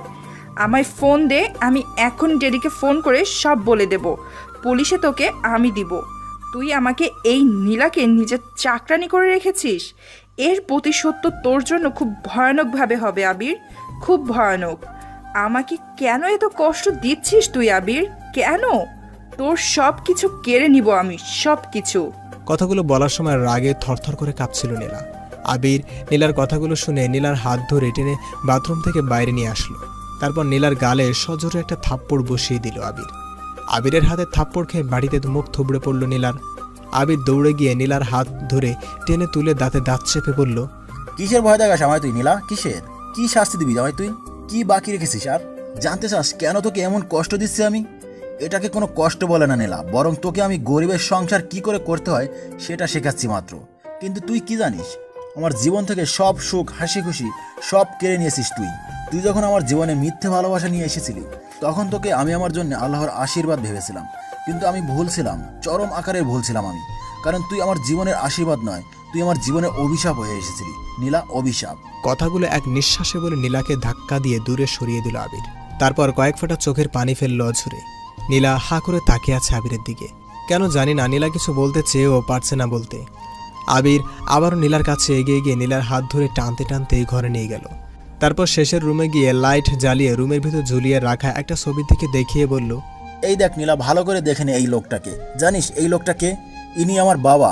এই লোকটা হলো সেই যাকে ঘিরেছিল আমার পুরো পৃথিবী। এই লোকটা নিজের সব সুখ ত্যাগ করে শুধু মাত্র আমার জন্য দিনরাত পরিশ্রম করে আমার পড়াশোনার জন্য টাকা পাঠিয়েছিল। ছোটবেলায় মা মারা যাওয়া সত্ত্বেও কখনো বিয়ে করেননি উনি, শুধুমাত্র আমার কষ্ট হবে বলে। আমার মা বাবা সব কিছু ছিলেন উনি। চোখে হাজারো স্বপ্ন নিয়ে আমার ঢাকায় পাঠিয়েছিলেন উনি। কিন্তু শুধুমাত্র তোর কারণে নীলা, তোর কারণে আমি তার স্বপ্নগুলো ভেঙে দিয়েছি। সারা জীবনের মতো হারিয়ে ফেলেছি আমি তাকে। আমায় ছেড়ে আমার উপর অভিমান করে সে চলে গেছে না ফেরার দেশে। সেদিন তুই যদি আমায় মিথ্যে অপবাদ দিয়ে পুলিশে না দিতি, তাহলে আমার বাবা আজকে আমার কাছে থাকতো। তোর মিথ্যে ভালোবাসার কারণে, মিথ্যে অপবাদের কারণে উনি হার্ট অ্যাটাক করে আমায় ছেড়ে চিরতরে চলে গেছে নীলা। আমি কি করে মাফ করবো তোকে? কি করে নীলা, কি করে? কথাগুলো বলেই নীলাকে ধাক্কা দিয়ে নিচে ফেলে দিয়ে রুম থেকে কাঁদতে কাঁদতে বেরিয়ে যায় আবির। নীলাও নিজের ভুলগুলো বুঝতে পেরে ফ্লোরে বসে কাঁদতে থাকে। কথাগুলো বলেই নীলাকে ধাক্কা দিয়ে নিচে ফেলে দিয়ে রুম থেকে কাঁদতে কাঁদতে বেরিয়ে যায় আবির। নীলাও নিজের ভুলগুলো বুঝতে পেরে ফ্লোরে বসে কাঁদতে থাকে। ফ্লোরে বসে থেকে বেশ কিছুক্ষণ কান্না করার পর বাইরে বেরিয়ে আসলো নীলা। তারপর আবিরকে সব জায়গায় খুঁজতে থাকে, কিন্তু আবির বাসার কোথাও নেই। নীলা বুঝতে পারে হয়তো আবির রাগের কারণে গেট লাগিয়ে দিয়ে বাইরে চলে গেছে। তাই নীলা গিয়ে বারান্দায় রাখা চেয়ারে বসে পড়ে। বেশ কিছুক্ষণ বারান্দায় বসে থাকার পর হঠাৎ মুষলধারায় বৃষ্টি শুরু হলো। নীলা বৃষ্টি দেখে নিজেকে সামলে রাখতে পারে না, উঠোনে নেমে ইচ্ছা মতো বৃষ্টিতে ভিজে নিল। এভাবেই কেটে যায় প্রায় 2 ঘন্টা। এর মাঝে আবির চলে আসে বাড়িতে। গেট খুলে বাসার মধ্যে ঢুকতে দেখতে পায় নিচে ভেজা শরীরে পড়ে আছে নীলা। নীলাকে নিচে পড়ে থাকতে দেখে ভয় পেয়েছে আবির। দৌড়ে নীলার কাছে গিয়ে নীলাকে ডাকতে শুরু করে। নীলা, এই নীলা, কি হয়েছে তোমার? তুমি এভাবে মাটিতে পড়ে আছো কেন? আবিরের কথায় কোনো উত্তর দেয় না নীলা, বরং সেইভাবেই পড়ে থাকে নিচে। আবির আর দেরি না করে নীলাকে কোলে তুলে নেয়। তারপর দ্রুত ওয়াশরুমে নিয়ে গেল। নীলাকে কোলে নিয়ে আবির বুঝতে পারে নীলার প্রচুর ঠান্ডা লাগছে। নীলা থরথর করে কাঁপছে ঠান্ডায়। এখন যে করেই হোক নীলার কাপড় পাল্টে দিতে হবে। কোনো উপায় না পেয়ে আবির বাধ্য হয়ে নিজেই নীলার কাপড় চেঞ্জ করে দেয়। তারপর নীলাকে নিয়ে শুয়ে দেয় বিছানায়। নীলাকে বিছানায় শুয়ে দিয়ে আবির চলে যায় ডাক্তার ডাকতে, কারণ এখন ডাক্তার না দেখলে নীলার অবস্থা আরও খারাপ হতে পারে। নীলা এমনিতেই ঠান্ডায় থরথর করে কাঁপছে। এদিকে প্রায় দুপুর গড়িয়ে বিকেল হয়ে গেছে চারিদিকে। কিছুক্ষণের মাঝে ডাক্তার সুমনকে নিয়ে ফিরে আসে আবির। তারপর নীলাকে ডাক্তার সুমন দেখতে শুরু করে। বেশ কিছুক্ষণ চেক আপ করার পর ডাক্তার সুমন জানায় নীলার অবস্থা খুব খারাপ, ওর ঠান্ডায় অ্যালার্জি আছে। এভাবে বৃষ্টিতে ভেজা উচিত হয়নি নীলার। ডাক্তার সুমনের কথা শুনে ভয় পেয়ে যায় আবির। আবির উত্তেজিত কণ্ঠে সুমনকে বলে, সুমন, যে করে হোক তুমি আমার নীলাকে সুস্থ করে দাও। ওর যেন কোনো কিছু না হয়। ওর কিছু হলে আমি বাঁচতে পারবো না। সুমন, তুমি ওকে সুস্থ করে দাও। যত টাকা লাগে যা করতে হয় করো, কিন্তু আমার নীলাকে তুমি সুস্থ করে দাও। আবিরকে এমন উত্তেজিত হতে দেখে ডাক্তার সুমন বলে, তুমি এত উত্তেজিত হয়েও না আবির। আমি ওকে সুস্থ হয়ে ওঠার জন্য ইনজেকশন দিয়ে দিয়েছি, কিন্তু ওর এখন তোমাকে দরকার।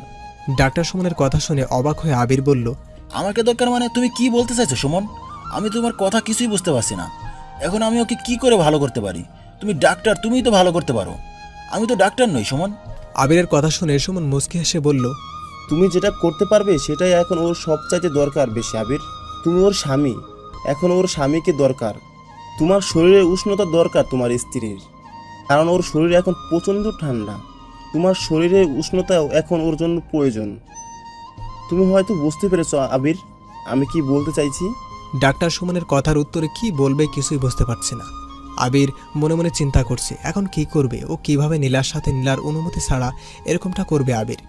কিন্তু নীলাকে ভালো করতে হলে আর কোনো উপায় নেই। ডাক্তার সুমন নিজের জিনিসপত্র গুছিয়ে নিয়ে চলে গেল। আবির চিন্তায় পড়ে গেল এখনও কি করবে।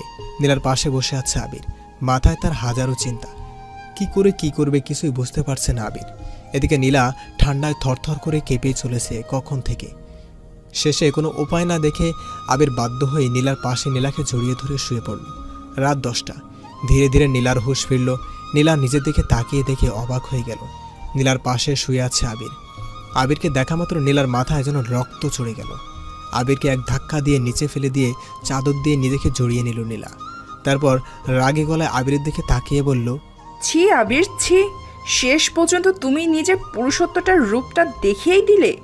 এইভাবে আমার সাথে এমন আচরণ করতে পারলে তুমি আবির? আমি কখনো ভাবতে পারিনি তুমি এতটা নিচু মনের। তুমি কিভাবে পারলে আবির আমার অজান্তে আমার সব কিছু কেড়ে নিতে? আমাকে শেষ করে দিলে তুমি। আমি তোমাকে কোনো দিনও ক্ষমা করব না আবির, কোনো দিনও না। তুমি খুব খারাপ একটা ছেলে, খুবই খারাপ তুমি আবির। আমার অসুস্থতার সুযোগ তুমি এভাবে কাজে লাগাবে কখনো ভাবিনি আমি। তুমি আমাকে বলেছিলে না আমি তোমার জীবন নষ্ট করছি? আজ আমি বলছি তুমি আমার জীবন নষ্ট করছো আবির। তুমি বেরিয়ে যাও আমার সামনে থেকে, আমি তোমার মুখটাও দেখতে চাই না। এক নিঃশ্বাসে কথাগুলো বলে থামল নীলা। কথাগুলো বলার সময় নীলার চোখ থেকে অঝরে পানি গড়িয়ে পড়তে লাগলো। আবির নিচ থেকে উঠে দাঁড়িয়ে নীলার কাছে এসে বলল, প্লিজ আমার কথাটা শোনো নীলা, তুমি আমাকে ভুল বুঝছো। আমি যেটা করেছি তোমার ভালোর জন্যই করেছি। প্লিজ নীলা, একবার আমার কথাটা শোনো, শান্ত হও। তুমি এভাবে রাগারাগি করো না, তোমার শরীর অনেক খারাপ। শরীর খারাপ বলেই তো এই সুযোগটাই তুমি কাজে লাগিয়েছো আবির। আমি তোমার কোনো কথা শুনতে চাই না, আমি তোমাকে ঘৃণা করি। তুমি চলে যাও, আমার চোখের সামনে থেকে তুমি চলে যাও। I just hate you Abir, I just hate you. Abir বুঝতে পারলো এখন নীলাকে কোনো কথা বলে লাভ হবে না, কারণ নীলা এখন প্রচণ্ড পরিমাণে রেগে আছে আর ওর শরীর খুব খারাপ, যে কারণে আর কিছু না বলে সেখান থেকে চুপচাপ ওয়াশরুমে চলে গেল আবির। আর নীলা সেখানে খাটের উপর বসে কান্না করতে লাগলো অঝোর ধারায়। পরের দিন সকালে নীলা চুপচাপ বসে আছে জানালার ধারে। আবির নিজের হাতে রান্না করে নিয়ে এসে নীলাকে ডেকে বলল, নীলা আমার সাথে এসো, খাবে। কালকে থেকে তুমি কিচ্ছু খাওনি, তোমার শরীর অনেক অসুস্থতা, দয়া করে খাবারটা খেয়ে নাও। না খেয়ে থাকলে তুমি আরও বেশি অসুস্থ হয়ে পড়বে। আমি সুস্থ থাকি বা অসুস্থ থাকি, আমি মরে গেলেও বা তোমার কি? চলে যাও তুমি আমার চোখের সামনে থেকে, জাস্ট তুমি চলে যাও। তোমাকে অসহ্য লাগছে আবির, প্লিজ আবির মুক্তি দাও আমাকে। তোমাকে আর ভালো লাগছে না আমার। তুমি আমার জীবনটা শেষ করে দিয়েছো, আমার সব কিছু শেষ করে দিয়েছো তুমি। কাল তুমি আমার সাথে আমার অনুমতি ছাড়া তুমি কি করে করতে পারলে এটা আবির? নীলার কথা শুনে এবার রাগ উঠে গেল আবিরের। আবির নীলার চুলের মুঠি ধরে বলল, এই মেয়ে, আমি কি করেছি? কেন অত রাগ করছিস তুই আমার সাথে? আমি যেটা করেছি তোর ভালোর জন্যই করেছি, যেটা তোর না জানলেও চলবে। এখন ভালো মানুষের মতো আমার সাথে এসে খাবারটা খেয়ে নে, নইলে আমার খারাপ রূপটা দেখতে হবে তোকে। ভালোভাবে কথা বলছি তো গায়ে লাগছে না, তাই না? আর আমি কাল যেটা করেছি সেটা তোর সাথে অনেক আগেই করার দরকার ছিল। তোর মতো মেয়েকে সার দিয়ে ভুল করেছি আমি তোর স্বামী, মনে করে রাখবি। আমি কোনো ভিন পুরুষ নয় যে তুই আমাকে গালি দিবি। ভালো চাস তো ভালোভাবে আমার সাথে আয়, খাবারটা খেয়ে নে। আবিরের রাগ দেখে এবার ভয় পেয়ে গেল নীলা। ভালোই আবিরের সাথে গিয়ে খাবারটা খেয়ে নিল। আবির নীলার অবস্থা দেখে মুচকে আসলো মনে মনে। তারপর নীলার খাওয়া শেষ হলে বাসনকোসন পরিষ্কার করে ফেললো আবির। পেরিয়ে গেছে 2টি মাস। এই 2 মাসে নীলা অনেকটাই বদলে গেছে। এখন আবিরের সব কথা মেনে চলে, আবিরের কোনো কিছুই বলতে হয় না নীলাকে। 5 ওয়াক্ত নামাজ আমাকে আর আটকে রাখতে।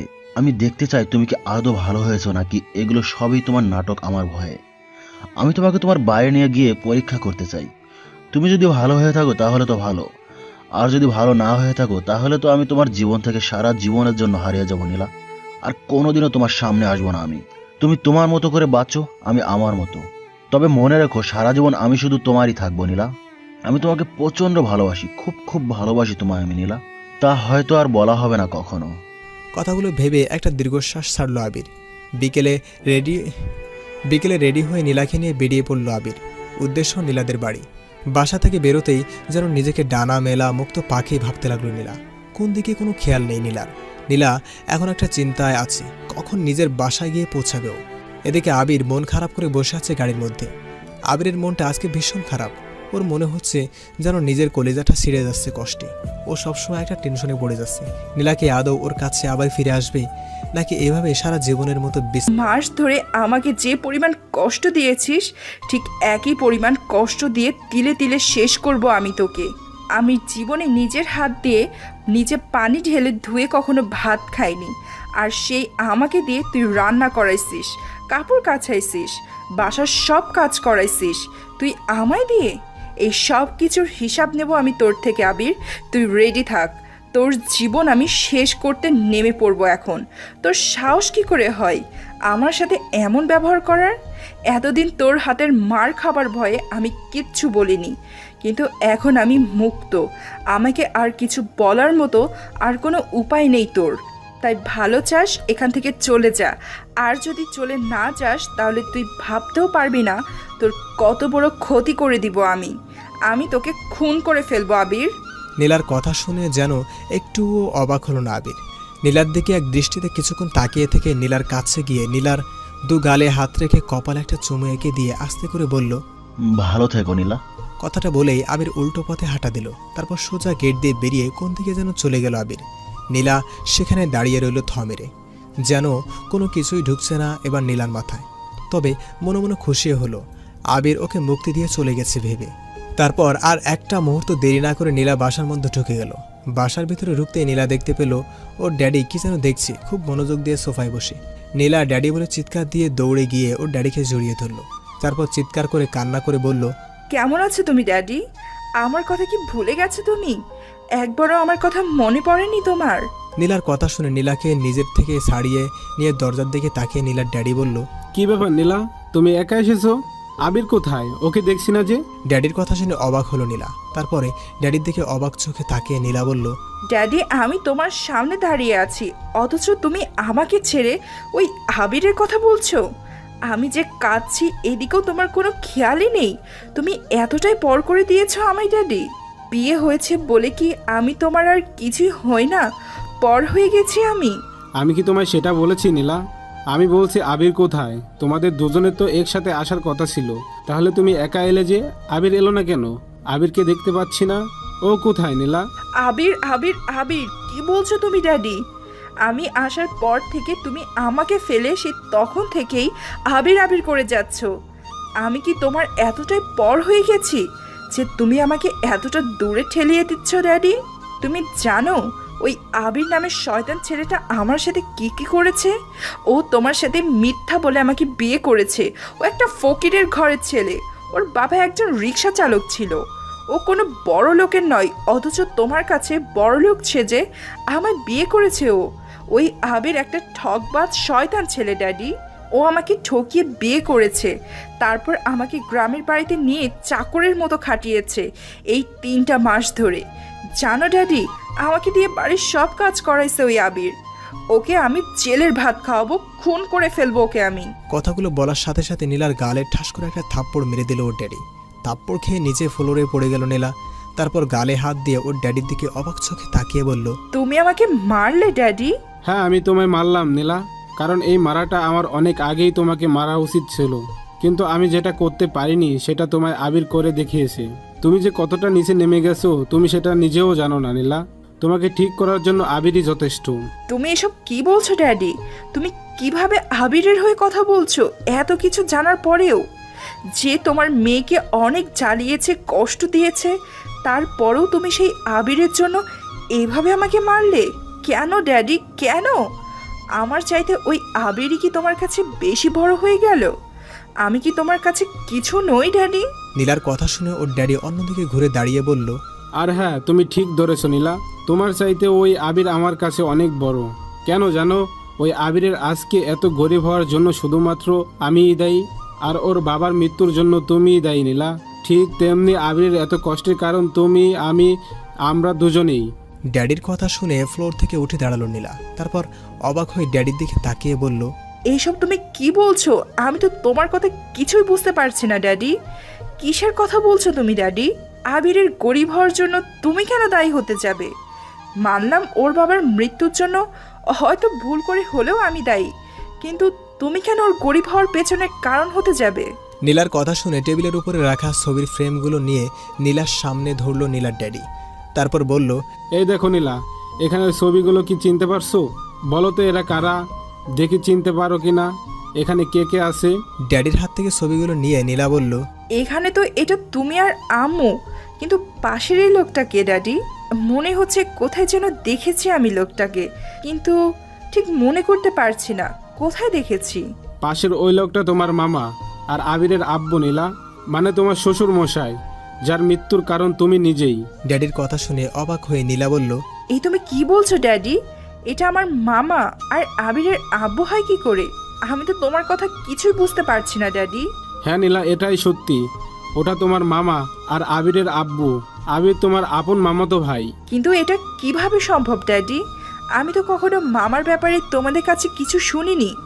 তবে হ্যাঁ, ছোটবেলায় আম্মুকে কান্না করতে দেখতাম মামার জন্য, কিন্তু কখনোই বুঝতাম না কিছু। তোমাকেও দেখতাম আম্মুকে বোঝাতে নানা রকম কথা বলে, কিন্তু কখনো তো বলনি যে আমার মামা একজন রিক্সা চালক। তোমার মামা কোনো রিক্সা চালক নয় নীলা, বরং সে ছিল ঢাকার সবচাইতে বড় বিজনেসম্যানের একমাত্র বড় ছেলে। কিন্তু একমাত্র তোমার আম্মু আর আমার জন্য তাকে একজন রিক্সা চালকে পরিণত হতে হয়েছিল। আত্মীয় স্বজন, বাড়ি গাড়ি সব কিছু ছেড়ে তাকে চলে যেতে হয়েছিল ওই ছোট্ট গ্রামের কুড়ো ঘরে, যেখানে থেকে সারাদিন রিক্সা চালিয়ে নিজের পরিবার চালাতে হতো তাকে। কিন্তু তোমাদের মাঝে এমন কি হয়েছিল ড্যাডি, যার কারণে মামাকে গ্রামে চলে গিয়ে ওখানে রিক্সা চালাতে হলো? সে শহরে ফিরে কেন আসেনি? এত বড় বাড়ি গাড়ি থাকতে সে কেন চলে গেল গ্রামে? কি এমন হয়েছিল যার জন্য তোমরা নিজেদের দায়ী করছো? আমি জানতে চাই ড্যাডি, সব কিছু জানতে চাই আমি। নীলার কথা শুনে নীলার ড্যাডি কিছুক্ষণ চুপ থেকে বলতে শুরু করলো, তাহলে শোনো নীলা, আজ থেকে 20 বছর আগের কথা। তোমার মামা আর আমি ছিলাম সবচাইতে কাছের দুজন বন্ধু। কলেজে একসাথে পড়াশোনা করতাম আমরা। পুরো কলেজের মাঝে আমরা ছিলাম সবচাইতে ভালো বেস্ট ফ্রেন্ড। তোমার আম্মুও একই কলেজে পড়তো আমাদের সাথে। তোমার আম্মুকে আমার প্রথম দেখা থেকে ভালো লাগতো, কিন্তু কখনো বললে উঠতে পারিনি, কারণ আমি ছিলাম একজন গরিব কৃষকের ছেলে, আর তোমার আম্মু ছিল ঢাকার সবচাইতে বড় বিজনেসম্যানের একমাত্র মেয়ে। যে কারণে ভয় পেয়ে কখনো তোমার আম্মুকে বলতে পারিনি। কিন্তু তোমার আম্মুও মনে মনে ভালোবাসতো আমাকে। এটা এক সময় তোমার মামা জানতে পারে। তোমার মামা এতটাই ভালো ছিল যে ধনী বলে গরিবের অবহেলা করতো না, বরং ও গরিবদের খুব ভালোবাসতো। তাই আমাদের ভালোবাসার কথাটা জানতে পেরে তোমার মামা সিদ্ধান্ত নেয় তোমার আম্মুর সাথে আমাকে বিয়ে দেবে। কিন্তু এখানে বাদ সাথে তোমার নানা, সে আমার আর তোমার আম্মুর সম্পর্কের কথা জানতে পেরে ডাইরেক্ট বলে দেয় কোনো কৃষকের ছেলের সাথে সে তার একমাত্র মেয়েকে বিয়ে দেবে না। তবুও যদি তার মেয়ে আমায় বিয়ে করতে চায় তাহলে সে তার মেয়েকে ত্যায্য করবে। তখন তোমার মামা আমাদের ভালোর জন্য নিজের সমস্ত সম্পত্তি তোমার আম্মুর নামে হস্তান্তর করে দেয়, যেটা আমরা কেউ জানতাম না। কিন্তু যখন তোমার নানা এসব ব্যাপারে জানতে পারে তখন তোমার মামাকে ত্যায্যপুত্র করে আর বলে যে তোমার মামা যদি আর এই শহরে থাকে তাহলে তোমার মামা তোমার নানার মরামুখ দেখবে। সেজন্য সেদিন তোমার মামা ওই শহর ছেড়ে আমাদের কাউকে না জানিয়ে কোথায় যেন হারিয়ে যায়। আমরা তারপর অনেক খুঁজেছি তাকে। তোমার নানাও নিজের ভুল বুঝতে পেরে আমাদের বিয়ে দেয় আর তোমার মামাকে অনেক খোঁজাখুঁজি করে, কিন্তু দুঃখের ব্যাপার হলো আমরা কোথাও তাকে খুঁজে পাই না। আর এত বছর পর যখন তাকে খুঁজে পাই তখন সে মারা গেছে, আর সেটাও তোমার কারণে নীলা। এতটুকু বলে থামলো নীলার ড্যাডি। ড্যাডির কথা শুনে অবাক হয়ে নীলা বলল, এত কিছু ঘটে গেছে অথচ আমি কিছুই জানি না এসব কথা। তুমি আমায় আগে কেন বলনি যে আমি মামার মৃত্যুর জন্য দায়ী? আমার জন্য আমার মামা এভাবে মৃত্যু হবে আমি কখনো ভাবতেও পারিনি ড্যাডি। যেই মামা তোমাদের জন্য এত কিছু করেছে সেই মামার মৃত্যুর কারণ হব আমি? ভাবতেই কষ্টে বুকটা ফেটে যাচ্ছে ড্যাডি। আমি কিছুতেই মানতে পারছি না এটা। নীলার কথা শুনে ও ড্যাডি বলল, জানো নীলা, যখন আমি জানতে পারলাম যে তুমি একটা ছেলেকে জেলে পাঠিয়েছো তখন আমি 1 মিনিটও দেরি না করে সেখানে চলে গিয়েছিলাম। কারণ আমি আগেই থেকে জানতাম তোমার রাগ সম্পর্কে। আমি আগেই ভেবে রেখেছিলাম নিশ্চয় ছেলেটার কোনো দোষ নেই, আর তুমি নিশ্চয় নিজের রাগের বশে ওকে বিনা দোষে জেলে পাঠিয়েছো। তাই আমি ছেলেটার কাছে যাই ওকে ছাড়াবো বলে, কিন্তু কখনো ভাবতে পারিনি ওই ছেলেটাই হবে আমার সবচাইতে কাছের বন্ধুর ছেলে। যখন ওর সম্পর্কে সব কিছু জানতে পারি তখন বুঝতে পারি যে ও তোমার মামার ছেলে। কিন্তু দুঃখের ব্যাপার হলো তোমার মামাকে আমি শেষ দেখাটাও দেখতে পারিনি। সে ছেলের জেলে যাওয়ার কথা শুনে হার্ট অ্যাটাক করে মারা গিয়েছিল। সেই মুহূর্তে তোমার উপর খুব রাগ হয়েছিল নীলা। আমার ইচ্ছে করছিল বাসায় এসে তোমাকে ত্যায্য করে দিতে, কিন্তু আমাকে থামিয়ে দেয় সেই দিন আবির। কি বলেছিল জানো? আমি যেন তোমাকে কিছু না করি, কারণ ও তোমাকে ভালোবাসে আর তোমাকেই বিয়ে করতে চায়। আমার কাছে দাবি করেছিল, তোমাকে চেয়েছিল তোমাকে বিয়ে করে ভালো করতে, তাই আমি ওর সাথে তোমার বিয়েটা দেই, কিন্তু তোমাকে না জানিয়েই। আর এই সমস্ত সম্পত্তির মালিক শুধুমাত্র আবির, কারণ আবিরের বাবা মানে তোমার মামা যদি সেই দিন নিজের সব সম্পত্তি আমাদের না দিত, তাহলে আজকে আবিরের জায়গায় তুমি থাকতে নীলা, আর ওর রিক্সা চালক বাবার জায়গায় থাকতাম আমি। শুধুমাত্র তোমার মামার সেই আত্মত্যাগের জন্যই আজ আমরা এত সুখী আছি। কিন্তু ড্যাডি, মামা তো অনেক পড়াশোনা জানতো, কলেজেও পড়েছে, তাহলে মামা ভালো চাকরি কেন না করে রিক্সা চালক হলো? সে তো ভালো কোনো চাকরি করতে পারতো, কিন্তু গ্রামে কেন রিক্সা চালিয়ে সেখানে থাকতে গেল? কারণ তোমার মামা চায়নি তোমার নানার সামনে এসে তোমার নানার মরা মুখ দেখতে। তোমার নানা যখন তোমার মামাকে ওই কসম দিয়েছিল যে তোমার মামা যদি এই শহরে আসে তাহলে তোমার নানার মরা মুখ দেখবে, সেই দিন তোমার মামা এখান থেকে চলে যায়, আর কখনো শহরে আসেনি। এমনকি ছেলের পড়াশোনার জন্য ছেলের কাছে টাকা পাঠিয়ে দিয়েছে, তারপরেও নিজে শহরে আসেনি, শুধুমাত্র বাবার কথা রাখার জন্য। এতটাই ভালো একজন মানুষ ছিল তোমার মামা, কিন্তু একমাত্র তোমার কারণে লোকটা হার্ট অ্যাটাক করে মারা গেছে নীলা, শুধুমাত্র তোমার কারণে। তোমাকে মেয়ে বলে পরিচয় দিতে আমার আজ ঘৃণা হচ্ছে নীলা। তুমি আমার মেয়ে হয়ে আমার সম্মান সব কিছু মাটির সাথে মিশিয়ে দিয়েছো। শুধু আমার বন্ধুকেই তুমি মেরে ফেলোনি, তার সাথে মেরে ফেলেছ আমার সম্মান, আমার বন্ধুত্ব। তোমার মামার মতো আবিরও আজকে হয়তো তোমার জন্য দূরে চলে গেছে সারা জীবনের জন্য।